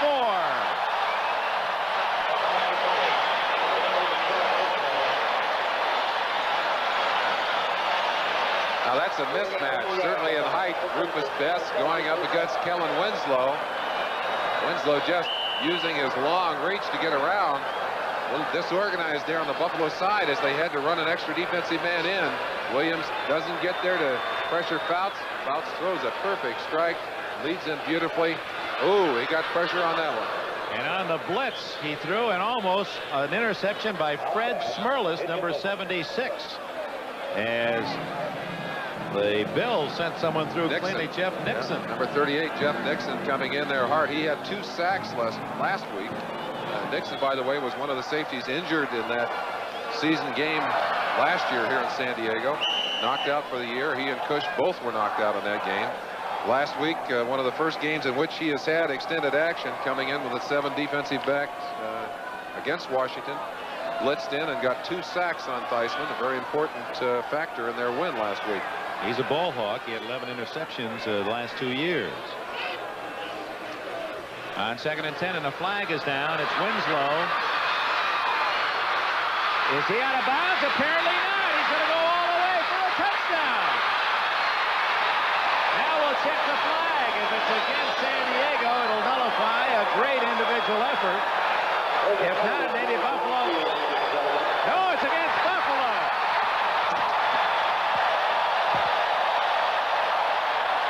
I think the Bills relaxed, thinking that the penalty was against the Chargers, and Winslow alertly kept right on it going.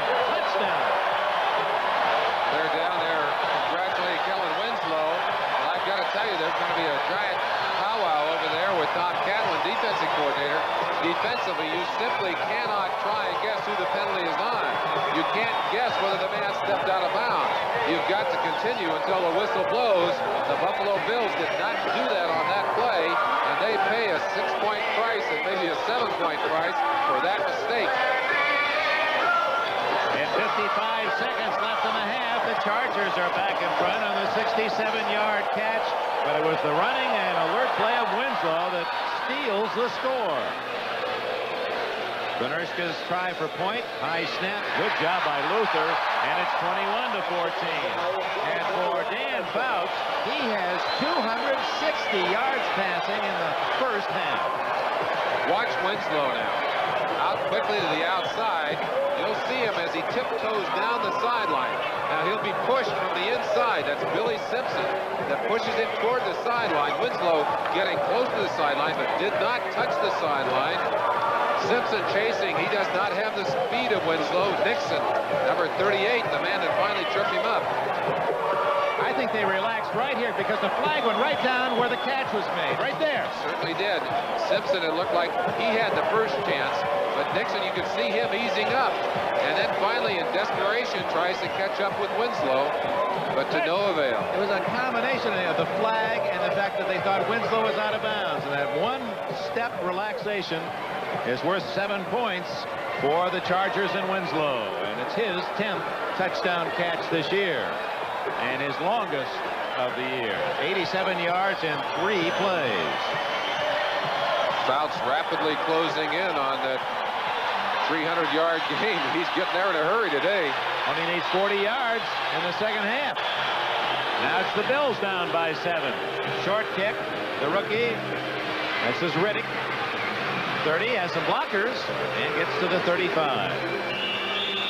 49 seconds left for Joe Ferguson to try to get his team in scoring position. Well, for all of our aspiring football players watching, a very valuable lesson in that last play. You never stop until the whistle blows. Even if you're sure the man stepped out of bounds defensively and you don't hear the whistle, you've got to go and stop him. You see Chuck Knox shaking his head. Chuck, a street fighter, an offensive line coach, as a young assistant, he still plays a tough brand of football, and he's a little bit upset that he got out-snookered on that particular play. Now that play will be on Brian Gumbel's highlights. NFL 81 at halftime. Stay with us. All the scores, top plays today. Ferguson from his own 35. Flags are down, and the Chargers have their first sack. John Woodcock, veteran end from Hawaii.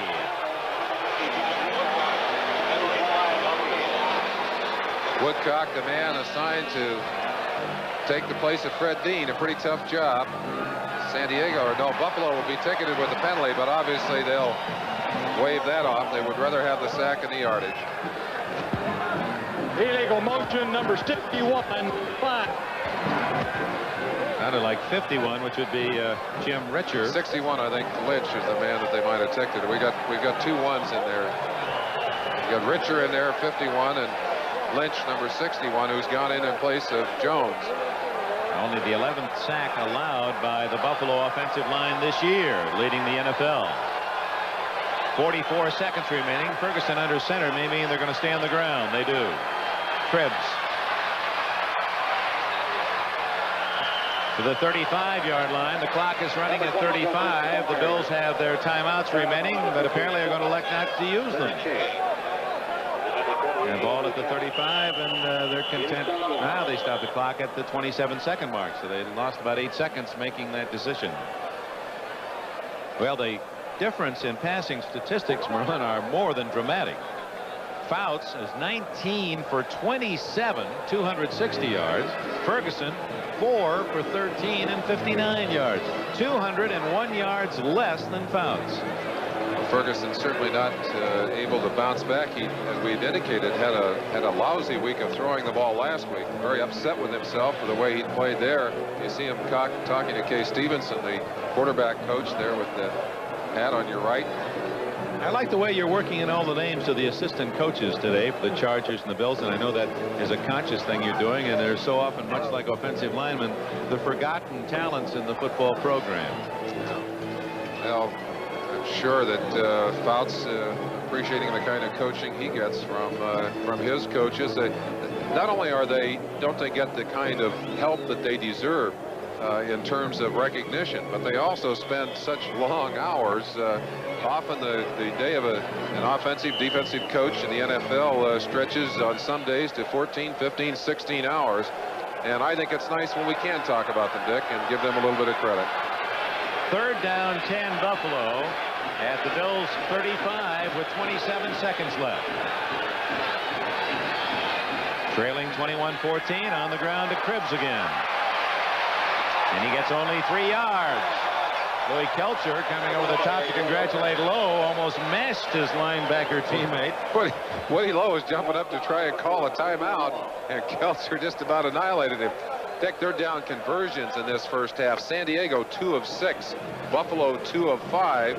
But certainly the real clincher for the first half is the big play capability and the passing of Dan Fouts. They simply have, the Buffalo defense has simply not been able to put the brakes on the San Diego offense in this first half. You said that this man, Dan Fouts, you believe if he stays healthy will break all the significant passing records of Johnny Unitas and all the other great former stars of this league. He's going to rewrite the record books. Now, there's no question that he's passing and throwing the ball under different rules and different standards, more games, but Fouts, even under the old standards, would have been an incredible quarterback. Gator to kick, 10-man front for the Chargers. Brooks is back at the 20. They're coming, and he gets away a good one. Brooks lets it bounce, and it goes out of bounds at the 17-yard line. So with 12 seconds left, the Chargers have the ball. We'll see if they'll try to do anything dramatic. Speaking of dramatic, the Bills, of course, have maybe the outstanding single play in that regard of the year against the New England Patriots, where they got the ball with less than a minute remaining deep in their own end, a long pass, and finally the last play of the game, Ferguson just cranked it up and threw that, they call it the Big Ben play in Buffalo, into the end zone, batted around by 4 or 5 players and right into the arms of Roland Hooks for a miracle victory, 20-17, that has kept them in the race. 44 yards on that punt by Cater. See if Fouts goes for one long one. He has Chandler to the right. No, he's just going to ride out the half. Now the seconds tick away. 3, 2, 1. And that is the end of the first half here at Jack Murphy Stadium. The San Diego Chargers of Don Coryell, with a big play from Kellen Winslow late in the first half, leave the field at the intermission with a lead, 21-14. Olsen ready for the second half. The Bills and the Chargers, both teams with 8 wins and 5 losses on the year. A loss would be ever so damaging to their hopes for the playoffs. Nick Mickemeyer to kick off for Buffalo to start the second half. The Bills down 21-14. James Brooks at the goal line, San Diego. It comes to Greger at the 5-yard line. Bob Greger, defensive back to the 20. Breaks a tackle and is down at the 25. Finally wrapped up by Rod Kush. Dan Fouts takes the field after a great first half, 260 yards passing. And with him in the backfield as we open this second half will be Chuck Muncie, who scored his 19th rushing touchdown of the year to tie an NFL record, along with James Brooks. Wide receivers, Kellen Winslow, the tight end, with Charlie Joyner and Wes Chandler. Offensive line, Masick, Wilkerson, White, Shields, and Washington. 2 tight ends in. Eric Sievers is in there, Dick. Sievers left and Winslow right. Flag is down. Muncie ducking inside and then outside for about 3. Bill Simpson leading the charge, and another flag goes down. Face mask. I don't know what the first one was. The second one is a face mask call against the Buffalo Bills. And it appeared offside was against the Bills as well. Not a good way to start a half. 2 very costly errors by the Bills in that first half that ended up costing them points. The offsides on that attempted 40-yard field goal. San Diego coming right back for a touchdown. And then the apparent hope that Winslow had stepped out of bounds. The defensive backs for Buffalo stopping. Winslow going all the way for that second crucial touchdown. Face mask, number 45. First down. Marked off from the spot of the foul, which was the 27, so it goes out to the 32-yard line. Be a 1st and 10 right there. There's the mask right there. They called 45. It was Lucius Sanford, number 57. Billy Simpson getting a bum rap on that one, Bill. Both wide receivers to the left, and Joyner comes in motion. Give it to Muncy. Big hole. And Muncy is out near the 40-yard line before Lucius Sanford and Steve Freeman can drag him down. Halftime statistics, and of course it's all on the Chargers side. 3-1 in total yards. Not only very one-sided for them in terms of yardage and passing stats, but the one surprising stat in time of possession, the Chargers, not a ball control team, had the ball over 17 minutes to just a little over 12 minutes for Buffalo. 3 yards to go on 2nd down. Incomplete to Winslow. So it'll be 3rd down and 3 for the Chargers. Fouts is about to move ever closer, and he may even do it this year, to a very significant mark, and that's 300 yards in a game. Johnny Unitas, the all-time record holder for 300-yard passing games, one ahead of Sonny Jurgensen, and Fouts, in his relatively short career, is only 3 off the lead and seems destined to make it number 24 today. He's had 5 300-yard games already. Seems well on his way to his 6th. He's had 5 other games between 295 and 300 yards this year. Goodness. And Winslow drops 2 in a row. That's hard to believe. Winslow, sure-fingered receiver, and that means that George Roberts will have to come in and punt. You won't see this very often. Big number 80, Kellen Winslow, missing the 2nd pass in a row. This one just a little fly to the outside. Winslow would have had room with his hands on that football to pick up an easy 1st down. No, Roberts comes in to punt. He averaged only 32 yards a kick on 3 punts in the 1st half. This one's fairly short. Comes to Hooks at the 24. Gets a block. And squeezes out to the 32, maybe the 33-yard line. 37-yard punt. Keith Ferguson made the tackle. And at the 33-yard line, Joe Ferguson brings in his offense. See if they stay with Joe Cribbs. They do, number 20, along with Roosevelt Leaks, who scored a touchdown in the 1st half. Jerry Butler and Frank Lewis are the wide receivers. Mark Bramer, the tight end. The offensive line of Grant, Richard, Dobler, Lynch, Devlin.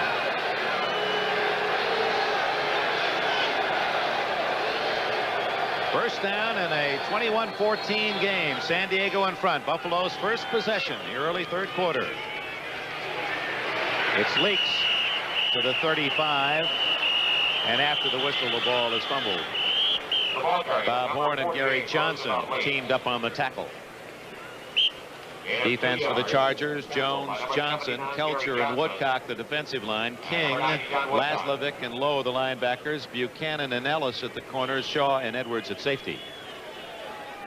We'd indicated that this much maligned San Diego defense had been playing better the past few weeks. They have played better today than they had in the early part of the year, and they certainly have limited the things that Buffalo has been able to do offensively, Dick. From the 35. Ferguson appears to be checking off. Offside. Might have been pulled offside. Borchard. Now Borchard moved number 73 off early, and that'll cost Buffalo 5 yards. They have really hurt themselves. As they had there, you saw the quick move by number 73. He cannot lift his hand up off the ground once he is set in his three-point stance. It doesn't matter whether the defensive man moves or not. False start, 73. 2nd down. 2nd down, 13 after the penalty. Each team hit 5 times in the game. Chargers with more yardage. Buffalo has had an interesting year. They haven't been able to get it together. The offense would have a good day, the defense would be off. The defense would be off, the offense would be off. They've done the same thing today in this game. They just have not been all together during this ball game. Well, they've never been able to win more than 2 in a row all season long.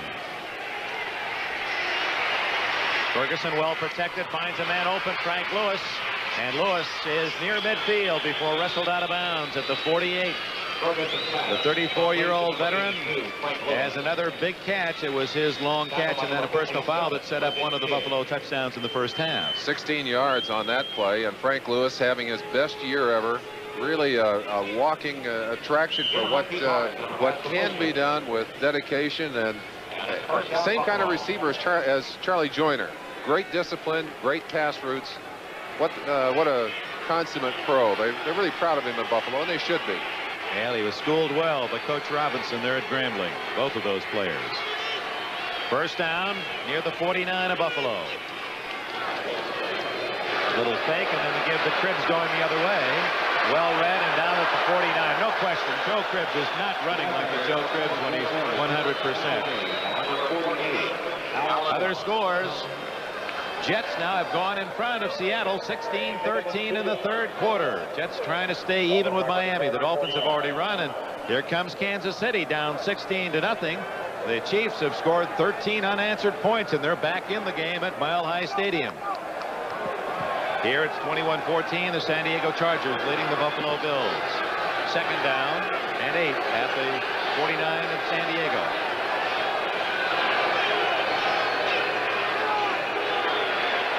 Pressure from Johnson, and out of bounds, incomplete, and a flag is down. And a little extracurricular stuff on the sidelines. Another flag is down. I believe we had a hold by Buffalo, and we may also have a foul on the sidelines. Oh, you have a personal foul over there. Against San Diego, holding against Buffalo. Those will be negating penalties.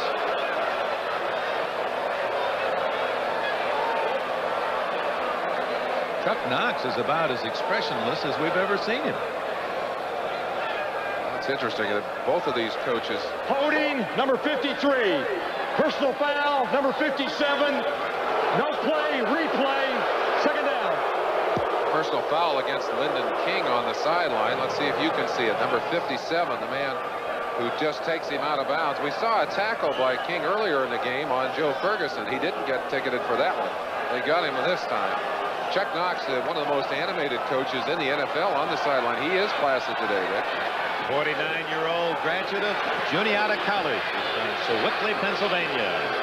Led the Rams to 5 straight NFC Western titles before going to Buffalo. Second down and 8 as they replay it. Down the middle open is Cribbs. And he's loose at the 10. It is out of bounds at the 1-yard line. Joe Cribbs. He's such a fine receiver. Cribbs has caught 31 coming into the game, 6 for touchdowns, and gets 48 yards on that play. Cribbs has had some big receptions on the year. That certainly will be one of them. We talked about him not running as well as he had with the ball, and certainly able to do a good job here. Jim Laslavig, the linebacker that Cribbs had beaten. And you watch him here as he stretches out to try and get that extra yardage. Finally drilled out of bounds. They're going to be very close to that 1-yard line. Let's see if they can't get it into the end zone. Get themselves back into a tie in this ballgame. Of course, they're at the 1-yard line, Merlin, but inside the 20 has really been the problem, hasn't it, for Buffalo through the year? They've cost themselves a lot of touchdowns in situations in which they were pretty sure they were going to get a score.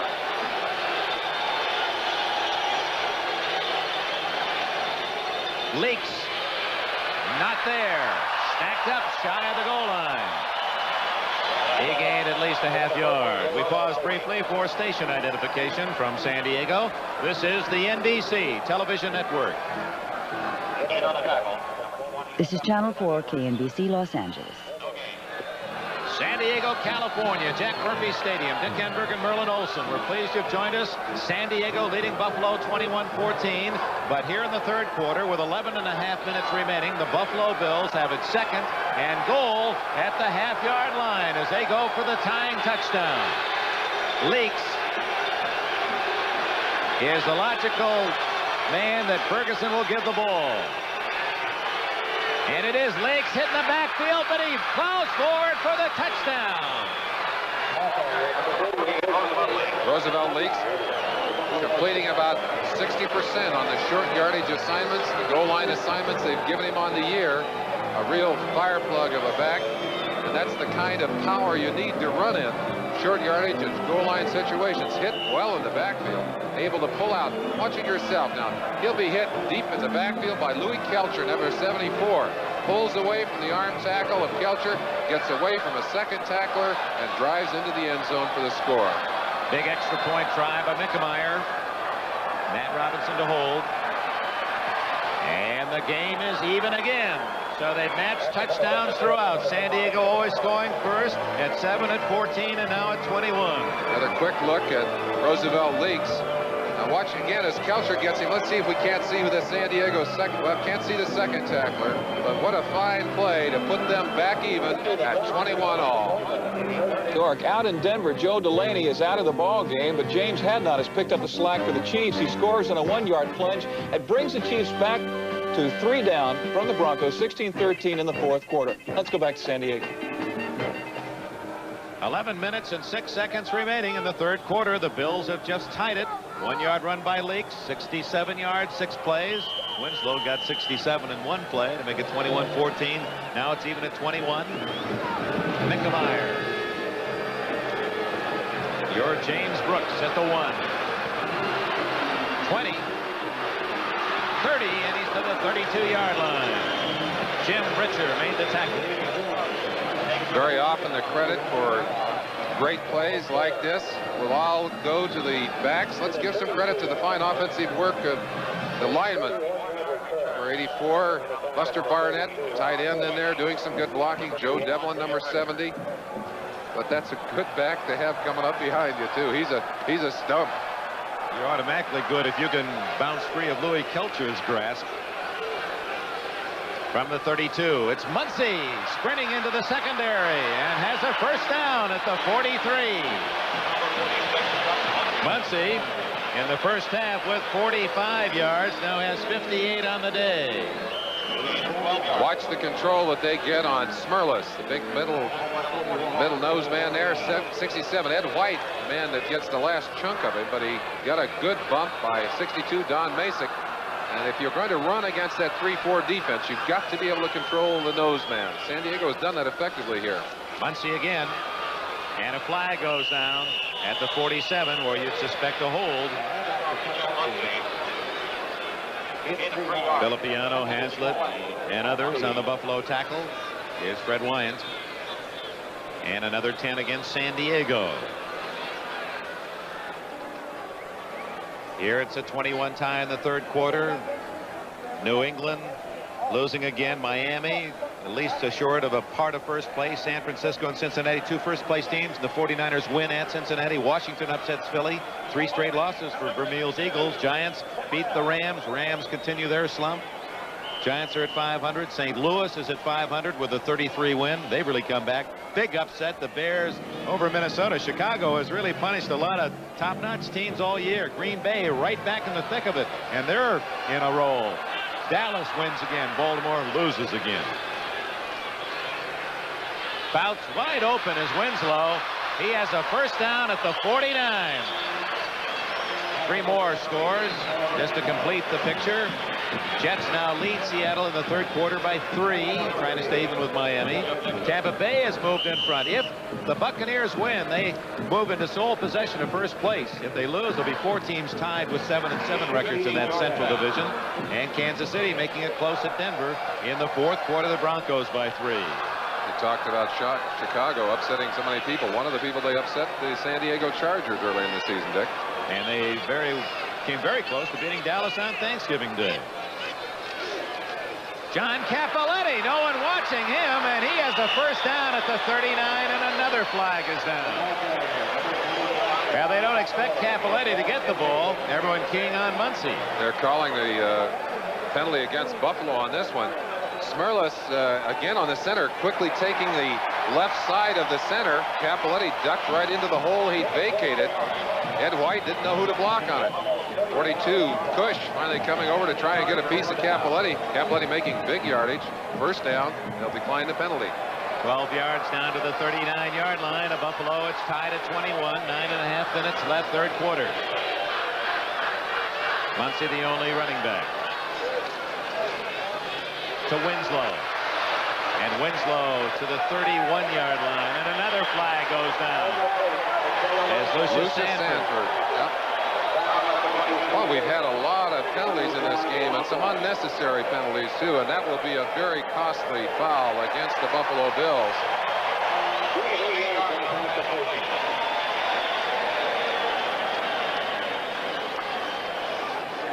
You want to play aggressive football, but you don't want to go after the head of a receiver. You don't want to go after anybody's head these days because that's an automatic 15-yard penalty. Personal foul, number 57. First down. And the 15 yards against Sanford takes it all the way to the 16-yard line of San Diego as they trade touchdowns in this key game between the AFC West and AFC East contenders trying to break the 21 tie. That's Chandler in motion. Muncy with blockers gets close to the 11-yard line. Haslett, the middle of that defense for Buffalo, makes the tackle. He was the NFL Rookie of the Year 2 years ago. Leading scorer on the Bills basketball team in the offseason. Talking about the assistant coaches, Ernell Durden, the offensive backfield coach for the San Diego Chargers. I wonder if he taught Muncy how to run. I don't think they needed to do much except help Muncy get himself straight when he came here from New Orleans. He certainly is a very valuable reclamation project for Coryell and Ernell Durden. 2nd and 5 from the 11. No hole that time and no gain. Lucius Sanford finishing up the tackle. Also in on the play is 77 Ben Williams. It'll be 3rd down and 5 at the 11-yard line, and Bills bring in a couple of defensive backs plus 91 Ken Johnson. Atlanta now leads Tampa Bay 23-17. Of course, the Falcons are fighting for a wild card themselves. 3 wide receivers in for Fouts. Plays coming in as always from the sideline. Let's see what they've called from upstairs. Winslow, Joyner, and Chandler all to the right with Scales to the left. Fouts intercepted and dropped in the end zone. Oh my. For the Bills, a chance for Jeff Nixon to really spoil the party for San Diego. That'll bring on the field goal unit. Want to feel like you're part of the action? Kellen Winslow getting bumped by number 38. Nixon right there.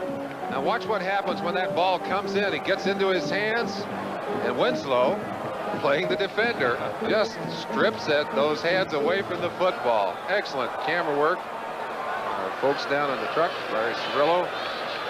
Richard Klein, nice job indeed. Bernerska from 29 yards, and he just hooks it in there. So the first field goal of the game, and San Diego is back in front. 7:45 left 3rd quarter. Chargers 24, Bills 21. Who's that mean fella in Father Murphy that wants to take those kids to the workhouse? Well, he wants to get them out. Jack Elam, who's our guest star this week, and we're going to do everything we can to get those kids back out of the workhouse, Dick. But one of the reasons I won't be able to join you on Saturday is we're very busy shooting our show for NBC, and hope all the folks out there are giving us a look and enjoying it as much as we're enjoying bringing it to them. You bet. Great ratings last week. You're going to send me to the workhouse all alone. You go by yourself to Cleveland. Riddick with a kickoff. Had a little daylight and finally struggles out to the 32-yard line. Forward to that challenge. Going to miss Merlin Olsen. Maybe you could tape record a few comments. I'll watch it. I'll give you a look there. 24-21. The Bills have never led. And a flag goes down again. This should be against the Bills and appears against Conrad Dobler.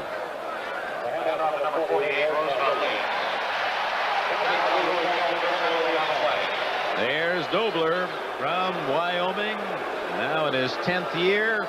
Not exactly a big fan of Merlin Olsen's, but kind of interesting. The Dobler family is here, and that was a cute conversation.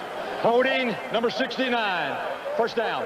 He and Louis Kelcher last year in a playoff game went just toe-to-toe, and Dobler was punching Kelcher and grabbing his face mask. And I saw Louis after the ball game. He said, "Did you see what Dobler did to me?" I said, "Louis, I've been there." I want you to relate what Mr. and Mrs. Dobler said to you after this play, though. That was kind of nice. Well, first down and 20 now for the Buffalo Bills after the penalty.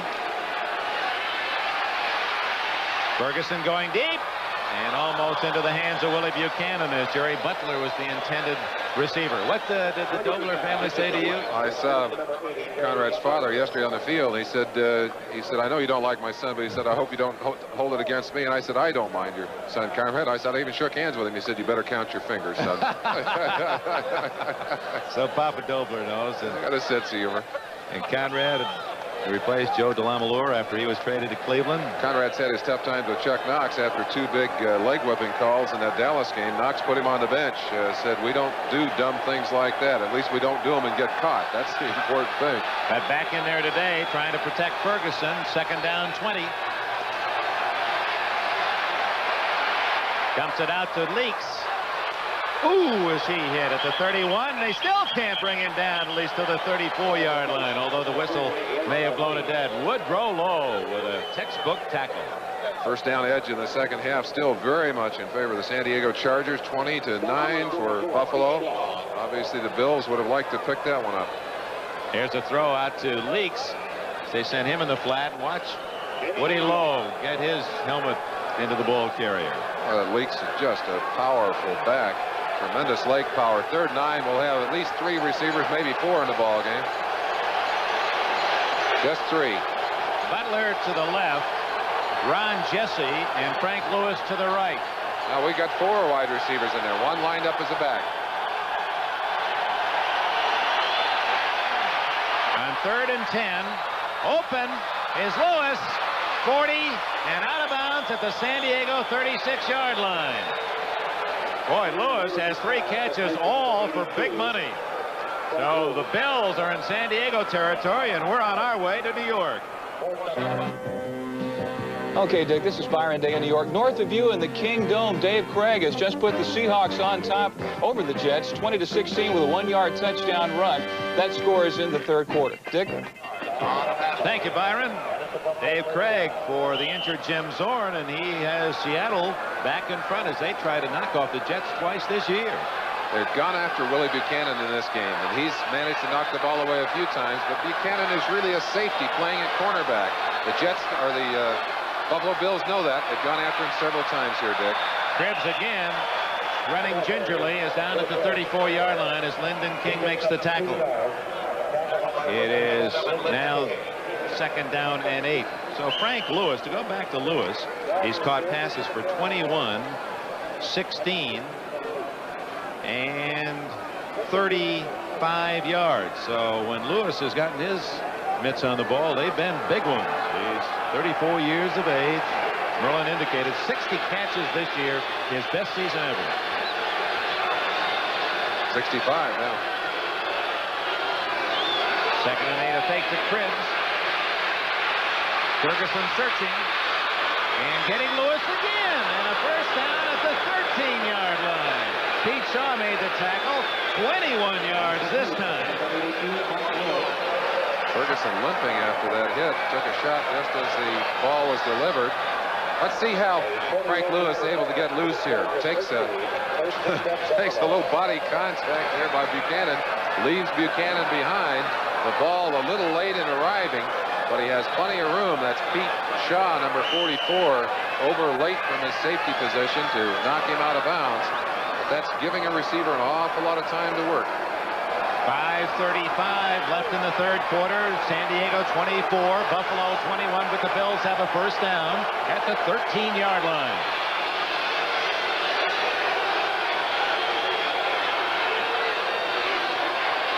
It's Cribbs. And Cribbs is to the 5-yard line. Make it the 6 where Lyndon King and Glenn Edwards put the stopper. 7 yards for Cribbs, who played at one time in the same backfield at Auburn with William Andrews and the Chargers, James Brooks. What a NFL backfield that would be. Great to have all those 3 guys together anywhere. Cribbs showing the kind of explosive quickness that he demonstrated in his rookie season. And certainly that's the kind of thing that sets him apart as a back, able to explode as he spots the opening, gets them down inside of the 10, close to that 5-yard line. Let's see what they do here, Dick. 2nd and 2.5. Leaks hit in the backfield, but gets away again. He has a first down, but hold on, a flag is down, and Leaks is pulling at his hamstring. And I think that Cribbs may have just contributed another one of those disastrous penalties. That's the kind of thing that has hit Buffalo all season long. And Leaks is holding up his hand. He may have hurt himself on that play. He's headed off the field. Cribbs being called for a holding penalty. That'll move the ball back 10 yards, be second 12. And that's, Dick, we talked about Buffalo getting in position to score and losing those opportunities either by costly turnovers or by penalty. And that's exactly what they have set themselves up for here, unless they can bounce back. Holding, number 20. Now this third quarter, there have been more yellow flags flying than the seagulls that normally occupy these environs. And for the Bills, now they're at 2nd and 12 and have lost their fullback Leaks. Left corner of your screen, number 20. You see him right there, just grabbing a handful of jersey and jerking someone to the ground. Not very smart. That's the kind in the open field that are rarely missed. Crowd chanting defense from the 15-yard line. Good protection. Incomplete. Allen Ellis, number 48, broke it up. Good play by Ellis, intended for Butler. Jerry Butler, the man that Ferguson wanted. Ball thrown on target. Had Ellis been a little bit later, would have been a touchdown. Play action pass. Ferguson with time to throw. Watch the deflection right there. One hand bounced away. Allen Ellis, who played his college ball at UCLA, playing with a broken hand. You saw it heavily wrapped. Also a broken cheek this year. It's not been a very easy season for him, but a big play there. 3rd and 12 from the 15 in a 3-point game late in the third quarter. Out of the shotgun.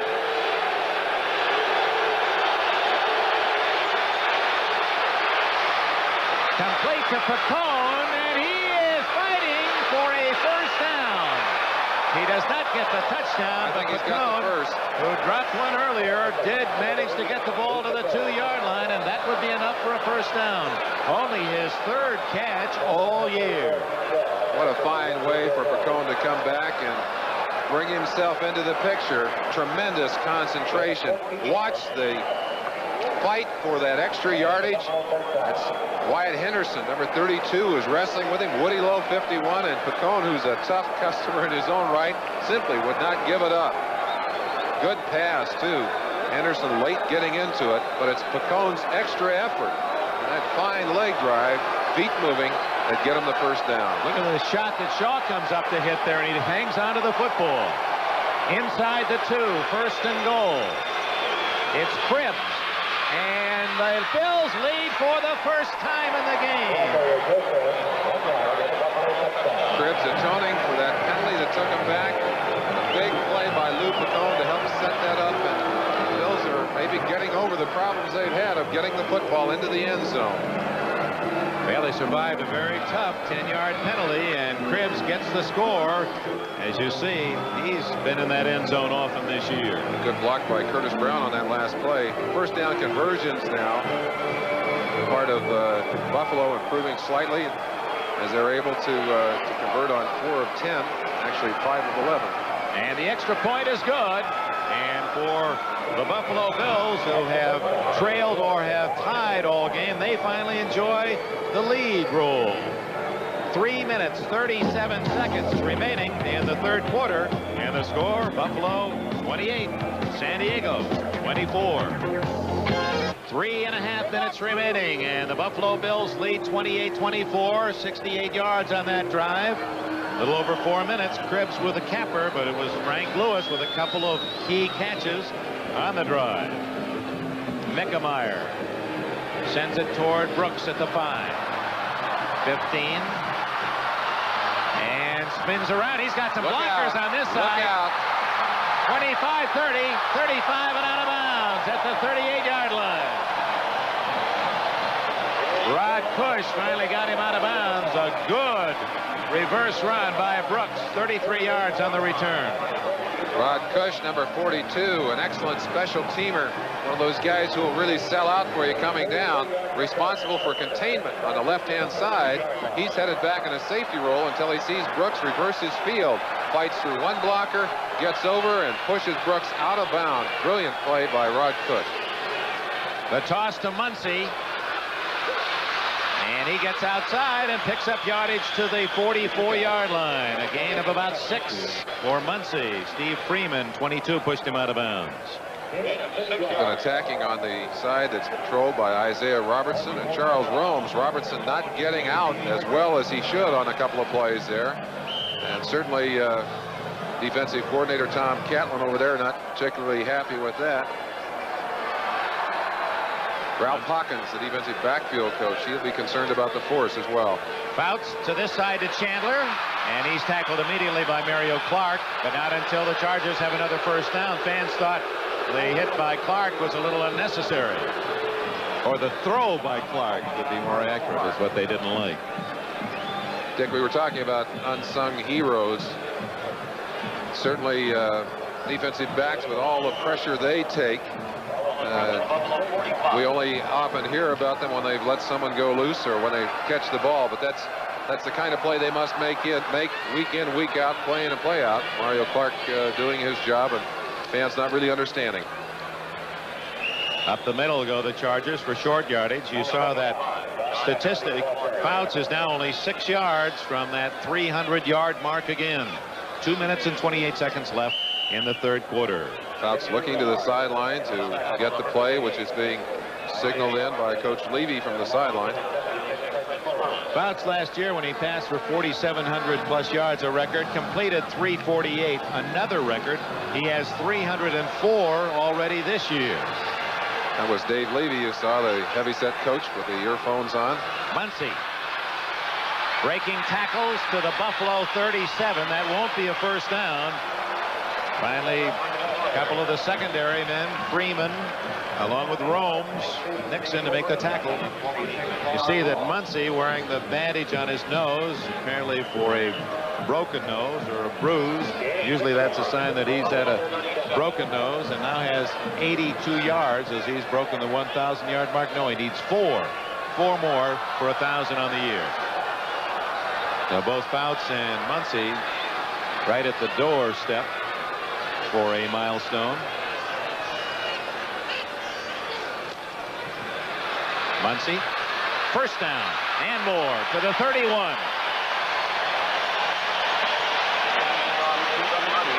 And that puts him over the 1,000-yard mark.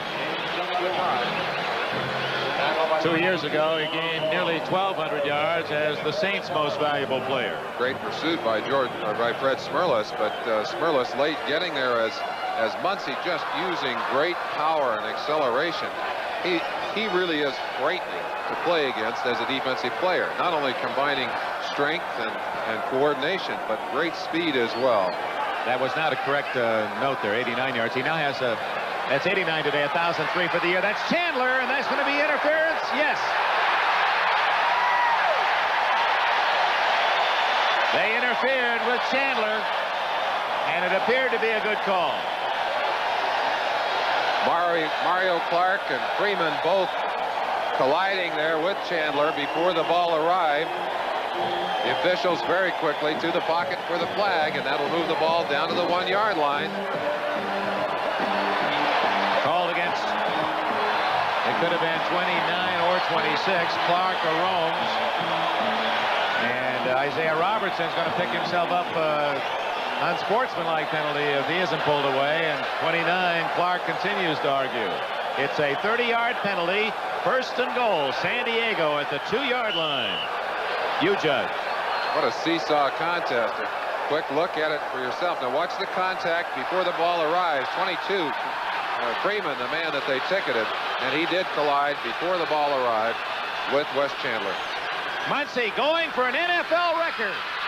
And a flag goes down, as does Muncy at the 3-yard line. Again, in case you joined us late, Chuck Muncy with a rushing touchdown in the first half now has 19 for the year to tie Jimmy Taylor and Earl Campbell for the all-time single-season record in the National Football League. So if he gets one here, he'll do it in 12 games. That would match Taylor's season. Kellen Winslow, number 80, very angry about the call. Let's see if it perhaps was on him. Holding, number 80. First down. Boy, there's been a penalty, it seems, every other play. The offensive line, and that's Dave Levy's bailiwick for the San Diego Chargers. Certainly not able to coordinate themselves very well today. There's the all-time record holders, and Muncie tied with Taylor and Campbell. Now out of probably a rushing yardage, although sometimes they will rush. They're not afraid to give him the ball in this kind of situation. As the Bills are looking pass. And Fouts will accommodate, throwing to Muncie. And they were ready for him. Boy, it's almost as if they know that Fouts is going to get the ball to Muncie. He loses yardage on that play back to the 15-yard line. Dick, has Muncie had a passing touchdown all year? I think all of his touchdowns are on the ground. Muncie has caught 38. That's right. And no touchdowns. That's right. He has not had a touchdown pass receiving, although with his catches today has 40 catches. And that is the end of the third quarter at San Diego. As expected, offensive fireworks from both sides. And as we go to the fourth quarter, 28-24, the Charger boardroom as we go to the fourth quarter with their decision on 2nd and 12 at the Buffalo 15-yard line, trailing the Bills 28-24. Ernell Durden behind Don Coryell, Marv Braden, special teams coach, Dave Levy, offensive line coach.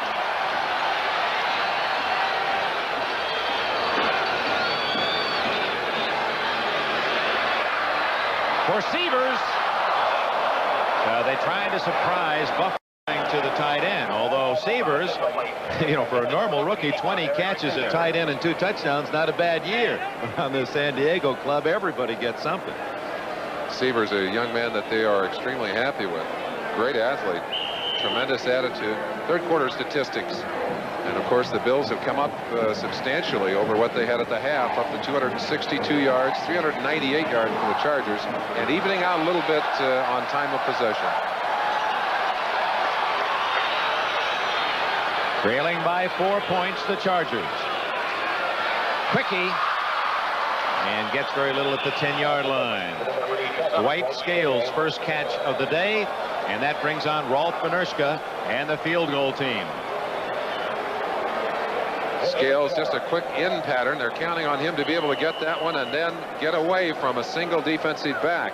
But an excellent job by Rufus Best, number 28. One-on-one tackling in the open field. Little assist from 45, Billy Simpson, and they'll go for the 3. 6 yards on that pass. The line of scrimmage, the 9-yard line. They'll kick from the 17. 27-yard try for Benirschke to pull San Diego within 1. 28-27. So despite an interference call that gave the Chargers first down at the 2-yard line, a penalty and a loss, they have to settle for the 3. And with 14 minutes left, the Bills lead by 1. Benirschke with his second field goal of the game, both in the second half, 29 and 27 yards, has it teed up. Buffalo still leads it 28-27. Short again, Dick. To Curtis Brown at the 16. And he's pushed out of bounds at the 28-yard line as he eluded hard-flying Charger downfield.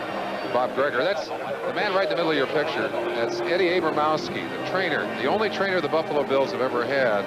And he's the kind of guy that works very hard to keep these players in shape. Got an interesting hobby, Dick. He raises pigeons, not just ordinary pigeons, homing pigeons. Got about 150 of them. He races them. Interesting. He was telling me they have 2 kinds of races, sprints and marathons. How far do you think the sprints are? I don't have any idea. 100 to 300 miles. Now, that's a sprint. For the pigeons. I'm going to ask you about the marathon. You know that. I want to know what a marathon is then. Roland Hooks now in for Joe Cribbs, and you can see the difference in the determination of the 2 runners as Hooks healthier gets 7. Now let's go to Byron Day in New York. Okay, Dick, thank you very much. In Denver, it looked like the game was going right down to the wire. Steve Fuller rallying his Chiefs, but then Bob Swinson picked off this pass. And Denver looks like they're going to pull the ball game out. 1:45 left in the fourth quarter. Denver still in the lead, 16-13. Dick? Thank you, Byron. And, of course, San Diego's fans will have an eye on that score, as those two teams in Denver, along with San Diego, tied 8-5 for first place going into this one. Second, along two. Broken play, or did Ferguson decide to do that himself? Whatever, it worked, and he has a first down at the 45-yard line. Well, if it wasn't a broken play, it certainly was. Certainly looked like one, but Ferguson was very decisive, just swept around the outside. Has done a good job of running with the football. Let's take a look at it from the end zone. It was a broken play. Look for the receiver, but that's, again, good, smart football. Quarterback can't find anybody to hand it off with. Don't hang around. Get out there and get out of bounds. They mark it at the 44. What is a marathon? What is a marathon? 300 to 600 miles. Now think about that one. Well, that is really homing instincts. Oh, wow. To finish the race.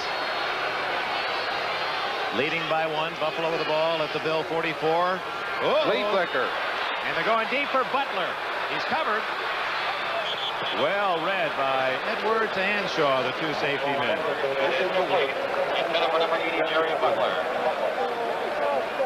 Jets now. Boy, they've been in front, behind. They've been trading the lead, and now the Jets, and that comes with 9 minutes left at the Kingdome. Richard Todd to Kevin Long, a yard touchdown pass, and the Jets lead. And Tampa Bay trying to move into sole possession, first place in the Central, a 1-point lead against Atlanta Lee. Buffalo obviously hoping to win today and wanted to see the Jets lose. They have a chance to knock off Miami the last week of the season, and if the Jets were to lose today, it would be back in their hands if they can win in this ball game. Well, this season, so many teams still so very close to making it to the playoffs. 2nd and 10, deep down the middle for Bramer, and that's going to be interference against the San Diego Chargers. Mark Bramer, the tight end, they've not gone to him all day. Jim Laslovic, number 54, a linebacker that San Diego sends in often on pass coverage. Bumped Bramer, and we've also got a flag apparently upfield. At the line of scrimmage. At the line of scrimmage. Let's see what the call is going to be. Pass interference, number 54.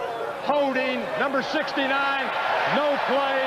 Second down. Another tough penalty break for Buffalo. That would have been about a 40-yard penalty. Negated, 31-yard penalty, negated by a 10-yard hold. Conrad Dobler, you saw him tackling Louis Kelcher there. They caught him on that one, and you see the bump. Well, you really don't get a chance to see it from that angle, but the flag was very quick, and it was a bump by Laslovic on Bramer. I would imagine that Conrad Dobler might avoid Ray Prohaska, the offensive line coach, when he goes to the sideline this time. So that cost the Bills a 31-yard penalty. Play it over. 2nd and 10 again from the 44. 13 minutes left. 1-point Buffalo lead. Way off the mark to Joe Cribbs. The closest player was Glenn Edwards. Ferguson very upset that Cribbs did not go up after that football. All right, let's go to Byron Day. Okay, Dick, you just mentioned the latest score in the Jets-Seahawks game. Here's the play that set it up. Richard Todd passing over the middle. The ball is deflected by the Seahawks. John Harris. Jerome Barkham picks it up, takes it down to the 1. They scored from there. Dick, 23-20 in the 4th. Jets over the Seahawks. Jets trying to win to make it 9-4-1 and tie Miami. It's Buffalo trying to stay close to those two leaders in the AFC East with a win against San Diego. They lead by 1. This is the 3rd and 10 from the 44. A run to Cribbs and then a reverse. And down goes Byron Franklin, a rookie receiver. The man who made the play was Lyndon King. He wiped out both of them. I don't think King even saw Franklin coming around. He was diving on top of the first man and just happened to knock the second one down, but who cares? It was a great play. Let's see it again. There's King on the left of your picture. Now they're trying to get back around the containment. You see right there, he was just tackling Cribbs, and it was his feet as he swept around on the tackle that knocked down Byron Franklin. So Cater comes in to kick. And from the 23, hits it high and short. It won't turn over. Bounces out of bounds around the 33-yard line. Now San Diego has the ball again with 12 minutes and 4 seconds left. And the Chargers trail the Bills by 1. In a game not for the faint of heart, the Seahawks have regained the lead on this 58-yard touchdown pass from Dave Craig to Steve Largent. Score now in the fourth quarter, 27-23. How about that, Dickenberg? And back and forth they go again. Seattle has just scored to take the lead against the Jets with 8 minutes left, 27-23. And young Dave Craig, another touchdown pass. He has 2 touchdown passes and a run for the Seattle Seahawks. Quite a story out of Milton College, just a couple hundred students. John Cappelletti. And he's to the 40-yard line, a gain of around 7 before Freeman can make the tackle. Cappelletti taking advantage of the fact that that entire defense was keying on Muncie, number 46. Muncie swept to the outside, little fake, and they handed it up inside to Cappelletti. That's good, smart play by the San Diego Chargers, who have mixed their plays well in this game. This is the most important series of the game for the Buffalo defense. They need to get San Diego stopped. Muncie, with 3 yards needed for a first down, is pushed out of bounds around the 45, and that's good enough for a first down. Muncie has gone over the 1,000-yard rushing mark. Well, that's a different kind. We're going from pigeons to Yukon racing. As a first down.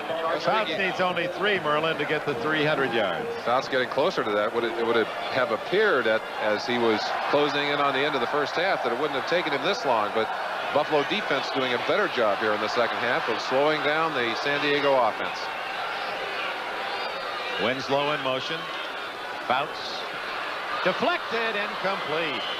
Ever so dangerous, that ball in the air, as Isaiah Robertson coming in to knock the pass away. You saw San Diego winning 4 at home, 4 on the road, but a different story for the Bills, who set a new home record with that 7 victories at Rich Stadium in front of their great fans. They averaged 77,000 a game, but winning only 1 of 5 on the road and leading by 1 today.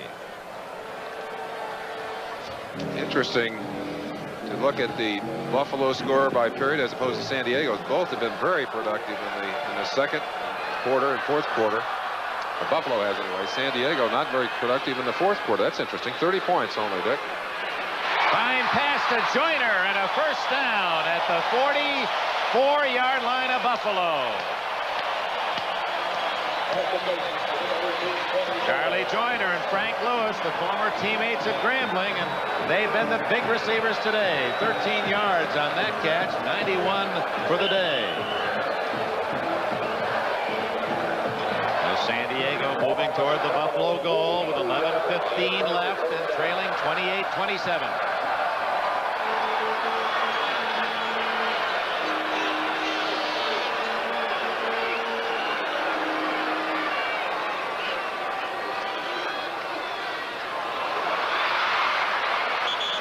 Immediately, Mario Clark on Wes Chandler, and that Clark, who intercepted one earlier, looked for a moment like he might be in position for another theft. Those are dangerous passes. Watch the body control as Chandler goes up to pull that one out of the sky. Again, that's the kind of pass that Fouts is very confident of. It is a dangerous pass, no question about it. But I think Fouts is, if not the most confident quarterback in the league, one of the most confident. He's not afraid to throw the ball anywhere, anytime. Second down and 7. And it appears that a time has been called by Buffalo. Unusual time for a timeout with 10 minutes and 36 seconds remaining in the game. The Bills spend a timeout. The Chargers on the drive, trail by 1. The Bills call time to try to get the proper number of players on the field. Finally have the 11. Isaiah Robertson apparently called that time. It's second down and 7. San Diego at the Bills' 40-yard line. 10.5 minutes left. San Diego trailing 28-27. Muncie. They do like to run left with Muncie, and a good tackle by Steve Freeman, who has been a busy man in the secondary. He made the stop after a 1-yard gain. Stop by number 22, Steve Freeman. We welcome those of you who have watched the Denver-Kansas City game, and the Broncos able to hold off the Chiefs after jumping in front 16-0. Denver, for the moment, leads in the AFC West with a 9-5 record. Kansas City is 8-6. San Diego with a win moves into a tie with Denver. With a loss, it's Denver all alone in the lead. They trail Buffalo 28-27. This is third down and a long 4. And Muncie, the ball carrier. Out of bounds at the 35-yard line. Short. And he's short of the first down. Let's see where they do spot. He's far short of the first down. They're going to mark it far short. Let's see what Don Coryell is going to do now on fourth down. Will he go for it? Obviously out of field goal range. Would he punt it away, or is he going to go for it? He's keeping the offensive unit on the field. 57-year-old head man in his 4th year with the Chargers. His alma mater, University of Washington, will be in the Rose Bowl, of course, here on NBC January 1st. They're going to go for it on 4th down and 2. Muncie, who is over the 1,000-yard mark on the year and has 98 yards today, is the man the Bills have been keying on. And it's Muncie. Strung out, and he doesn't make it. And look at that Bills sideline. Tremendous pursuit. Inside-out pursuit on Muncie as they keyed him and guessed the play correctly. Coryell upset. As obviously he and his team would love to have converted on that one. Mario Clark led the defensive charge. Watch the number of blue jersey defenders out ahead of him. Steve Freeman, 22, Smerlis, number 42, Cush. Tremendous pressure by the defense. So with 9 minutes and 46 seconds left in the game, the Bills hold on to the lead, 28-27. 9 minutes and 46 seconds left. These two teams who have played closely contested games so many times recently, and there's another Tampa Bay in first place all alone, NFC Central. They won it on a 71-yard touchdown pass. Doug Williams to Kevin House. Curtis Brown, his first carry of the game, and he's to the 41-yard line. Louis Kelcher made the tackle for San Diego. So, in that Central Division, Tampa Bay 8-6 with a win. One game ahead of Detroit, Minnesota, Green Bay. They're all 7-7. Green Bay upset Detroit today, and Minnesota was upset by Chicago. Dan Fouts, tremendous day. 3 receivers approaching the 1,000-yard mark. Winslow now with 957. Joyner with 980. Chandler with combined yardage 982. But it doesn't do any good if they don't win the game, Dick. That's right. Brown with a toss, and he's across the 45, and at the 46 appears he has a first down. Brown playing for Roosevelt Leaks, who appeared to pull a hamstring in the 3rd quarter. Brown is from the University of Missouri. 188 yards rushing this year after being the number 2 rusher last year with 559. Similar body build to Leaks. We noticed that Leaks was having some leg trouble yesterday in practice. He must have aggravated whatever it was on a run down near the goal line. Had to come out of the ball game. Difference in the game, 4 touchdowns for Buffalo, 3 touchdowns and a couple of field goals for San Diego. Fake, and Ferguson did not fool the Chargers. John Woodcock.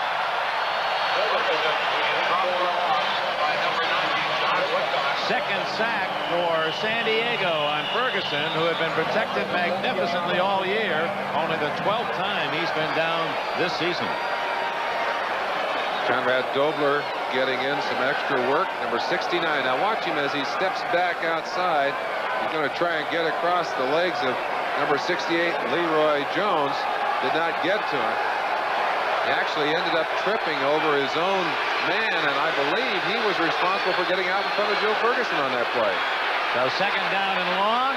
Got a man, Lewis, and Frank Lewis at the 41, a first down, and he has been amazing.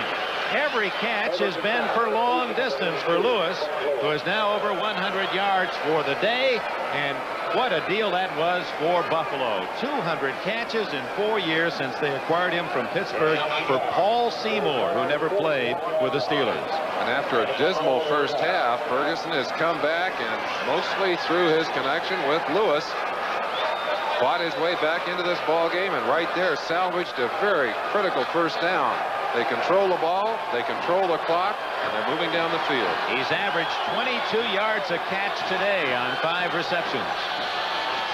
Brown. And he drives to about the 38-yard line. Woodcock, number 90, and Low 51 made the tackle. The clock running.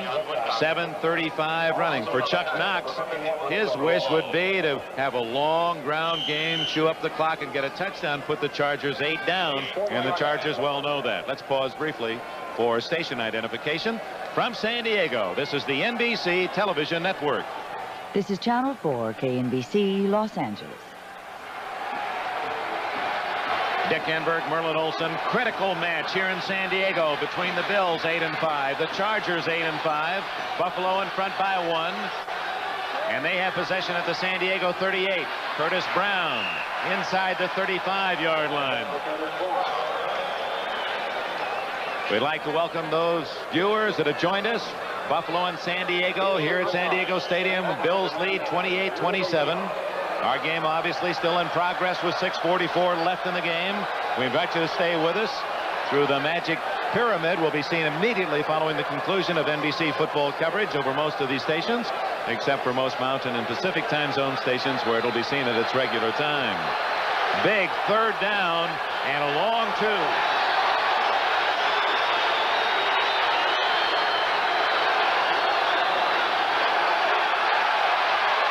Ferguson going deep for Cribbs, and he turned the wrong way.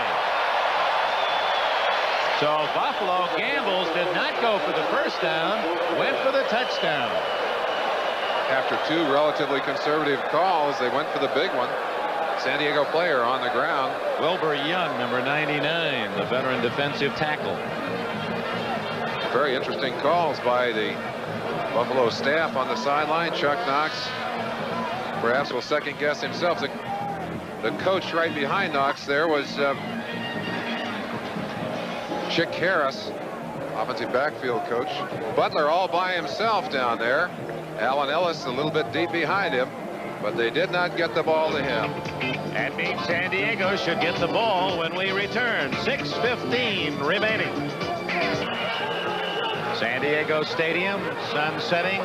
The Bills had brought on Mickemeyer. And they changed their mind. That would have been a 51-yard field goal. Let's see if they gamble now on 4th down and 2. They must have been listening to our conversation up here. Mickemeyer's longest field goal is what, Dick? 52, but his longest recently 49, and this year 46. Not a very practical attempt. It looks like they will indeed go for the first down on 4th and 1.5 yards, 2 yards, much as Coryell did a little earlier in the game. San Diego was stopped. Let's see if Buffalo has any more success. And Ferguson having trouble getting the right players on the field. Had 12 out there. No, he needs one more. Especially needs that one. Richard. Jim Richard right coming in the middle up. of the line. Got to have him in there. That's a little confusing, though, when you're changing teams right at the last second. 4th down and 2 with Buffalo leading 28-27. Out of the shotgun.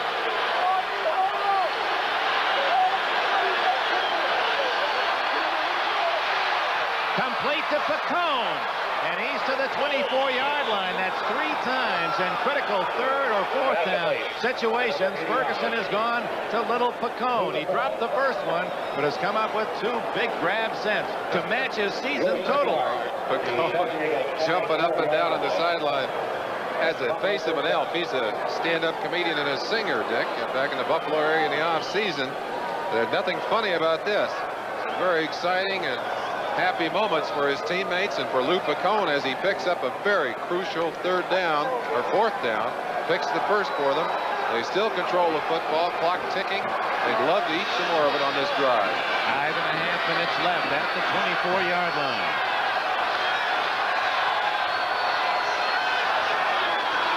Brown. Not much there. Curtis Brown up the middle. Lou Picone. Now, you know, there's so many marvelous stories in sport. 5'9", 175 pounds from West Liberty State. Played semi-pro ball with the Youngstown Hardhats. Continued to learn his football lessons. Of course, he played with special teams man with the Jets, and he's performed that role with the Bills. 2 catches all year, and here in maybe the biggest game of the year for the Bills, he gets 2 to match that total and keeps 2 very important drives alive.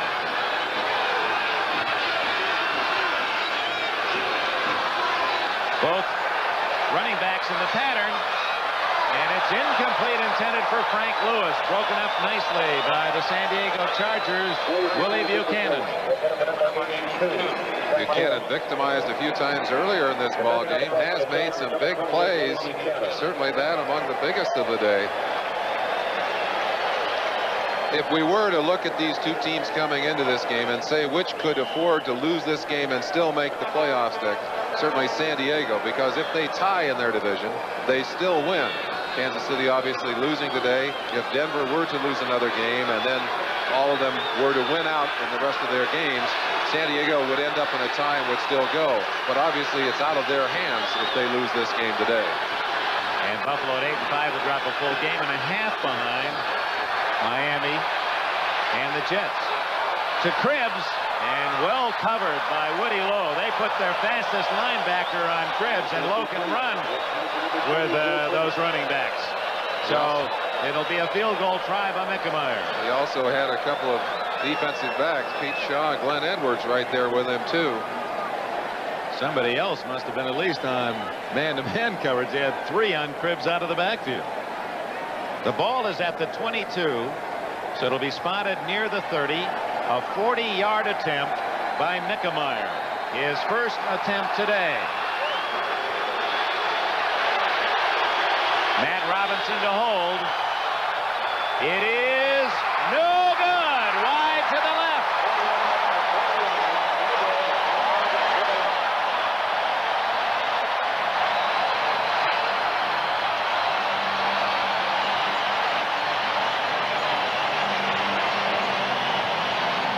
Roar of approval from this partisan San Diego crowd. Mickemeyer very unhappy with himself. Watch the way he feels about this hooked kick as it pulls itself off to the left, and he knew it the minute he kicked it. So that means the Chargers are within a field goal of victory. Timeout. 4 minutes, 30 seconds remaining. The Chargers will have it at the 22. So the Bills with a chance to move 4 up. Missed the 40-yard field goal by Mickemeyer. Their lead 28-27. Plenty of time for the Chargers. 4.5 minutes left. They begin from their 22-yard line. Fouts. Over the middle to Muncy. And he's all the way to the 38-yard line for 16 yards.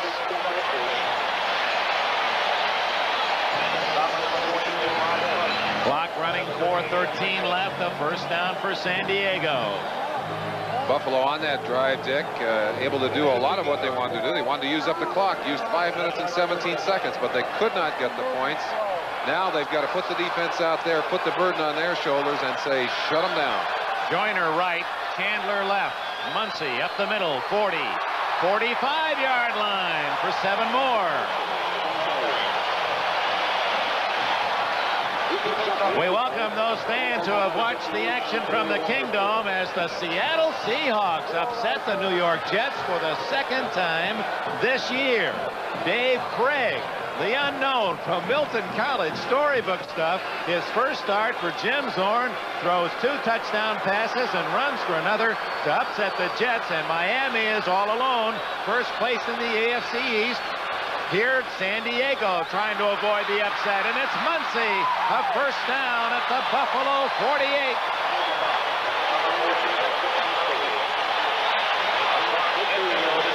Muncy, perhaps out of exhaustion, may be injured. Also is undoubtedly tired. He has been a workhorse. And he's gone over 100 yards on those last 2 rushes. He is still on the ground. I think he may be hurt. The clock stopped with 3 minutes and 4 seconds left. What a day today again. Upsets again frequent in the NFL. Let's see if we can see what happened to Muncy. Starts inside and just with that little glide step breaks outside. Rufus Best, number 28, the man responsible for containment, able to get outside on him. Let's see if he there's a hit right there on his legs. Mario Clark, number 29, banging into his legs, and it appeared that Muncy may have injured his leg a little bit, but he's moving pretty good as he comes back across the field. Man on the left-hand side of your picture, Rick McDonald, the trainer for the San Diego Chargers. Team doctor also out there, and Muncy picks it up and runs off the field. Wow, listen to that.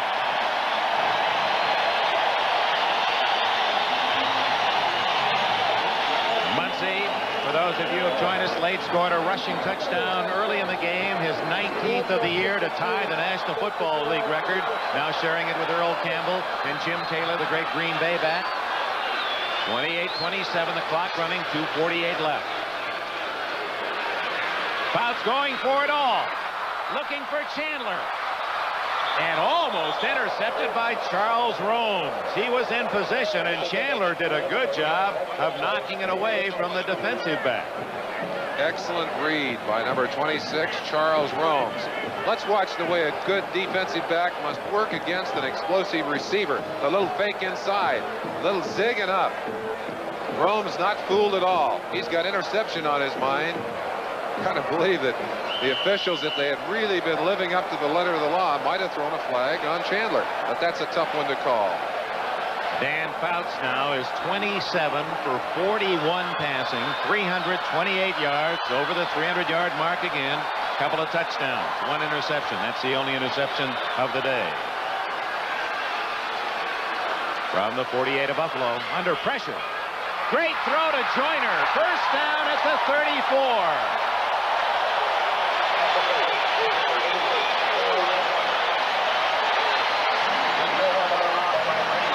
That's Joyner's 7th catch today. Very few quarterbacks in the NFL, very few receivers would have been able to complete this pass. Fouts throws to the spot. That ball was in the air before Joyner even made the cut. Fouts under great pressure, had to throw before he wanted to. Was able to get the ball off right into the hands of Charlie Joyner, and what an important first down. Joyner now needs only 18 more catches. He'll have 500 in his sensational career. He'd become the 10th man to ever do it. Brooks, he hasn't been used much at all, and he doesn't get much to about the 32-yard line. He drew a crowd led by Lucius Sanford, 57, veteran Bill Simpson, 45. Here comes Muncie back into the game.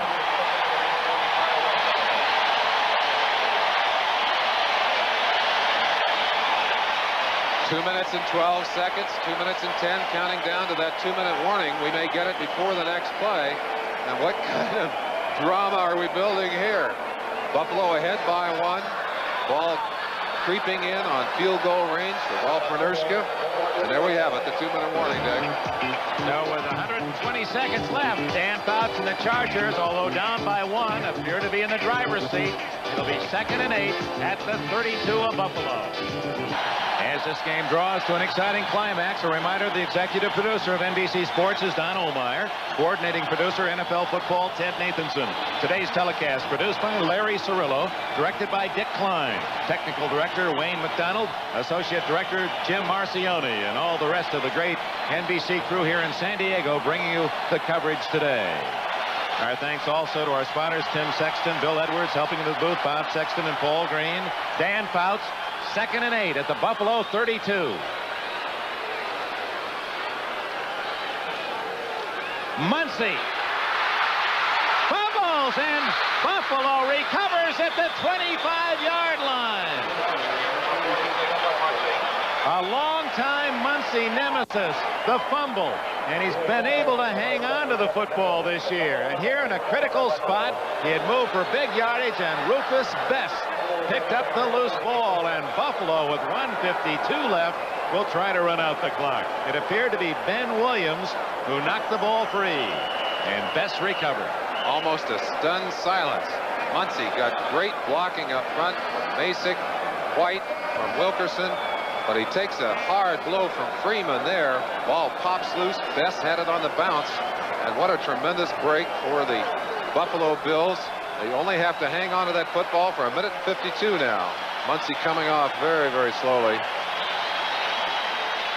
2 trainers for the Chargers easing him off the field. What a sad way to end up such a tremendous offensive performance as he has had today, Dick. Over 100 yards, tying the all-time NFL scoring record, rushing. But on the other hand, Merlin, with 1:52 left, and we'll have to check on timeouts remaining. I believe San Diego has 2 left. They still conceivably can get the ball back.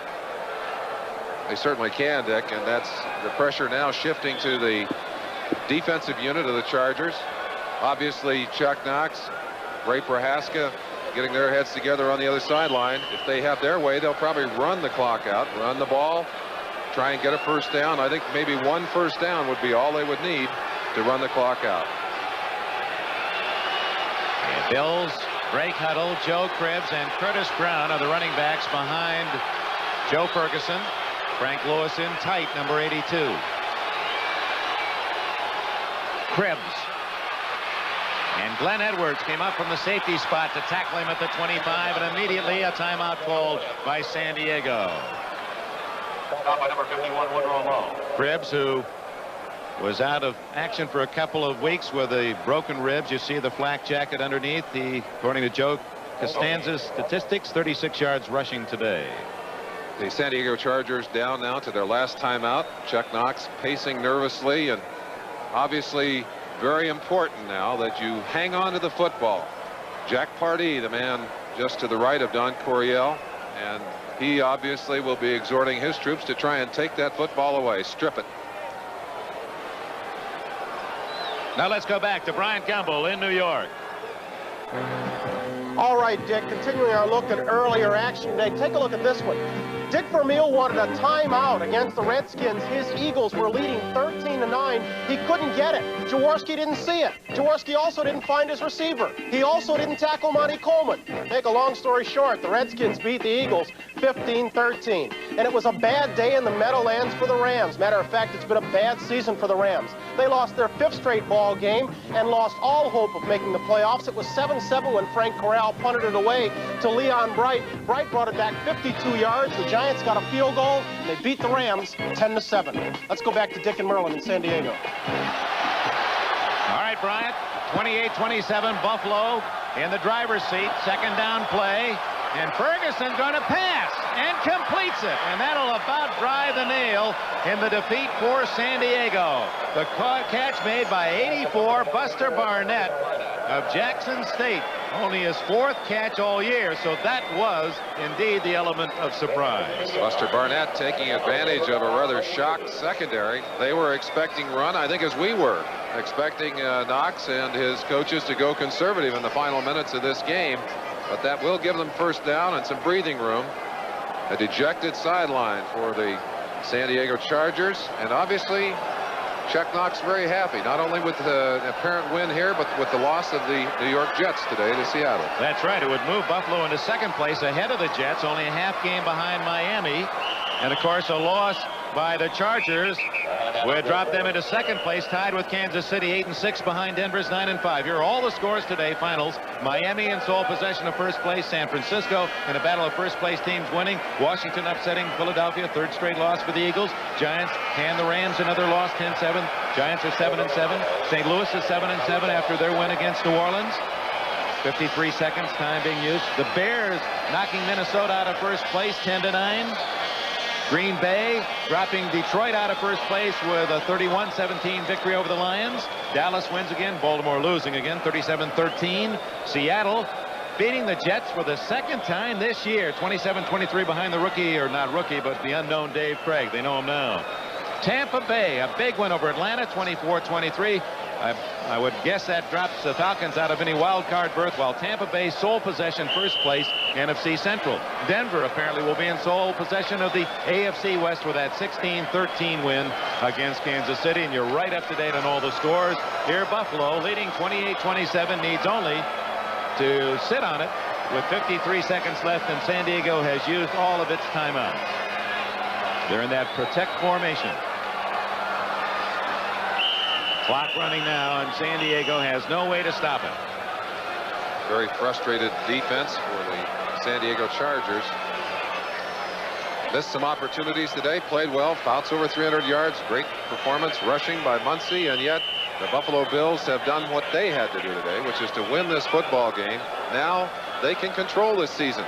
They couldn't control what happened to the Jets. The Jets have managed to lose their last game of the season against the Miami Dolphins. And if both Miami and Buffalo win next week, it'll all come down to that final showdown on the final Sunday of the season. Buffalo will be at New England next week and finish the year at Miami's Orange Bowl. Down to 8 seconds, and a flag goes down that'll stop the clock, but purely academic, as Chuck Knox is saying, hey, Isaiah Robertson, don't you dare get out into anything now. We've got a 28-27 win. You certainly don't want to lose your cool at this point in the game. Another good thing about the game for the Buffalo Bills, actually for both teams, we have not seen serious injuries on either side. Number 44 disqualified. Pete Shaw has been eliminated from the game.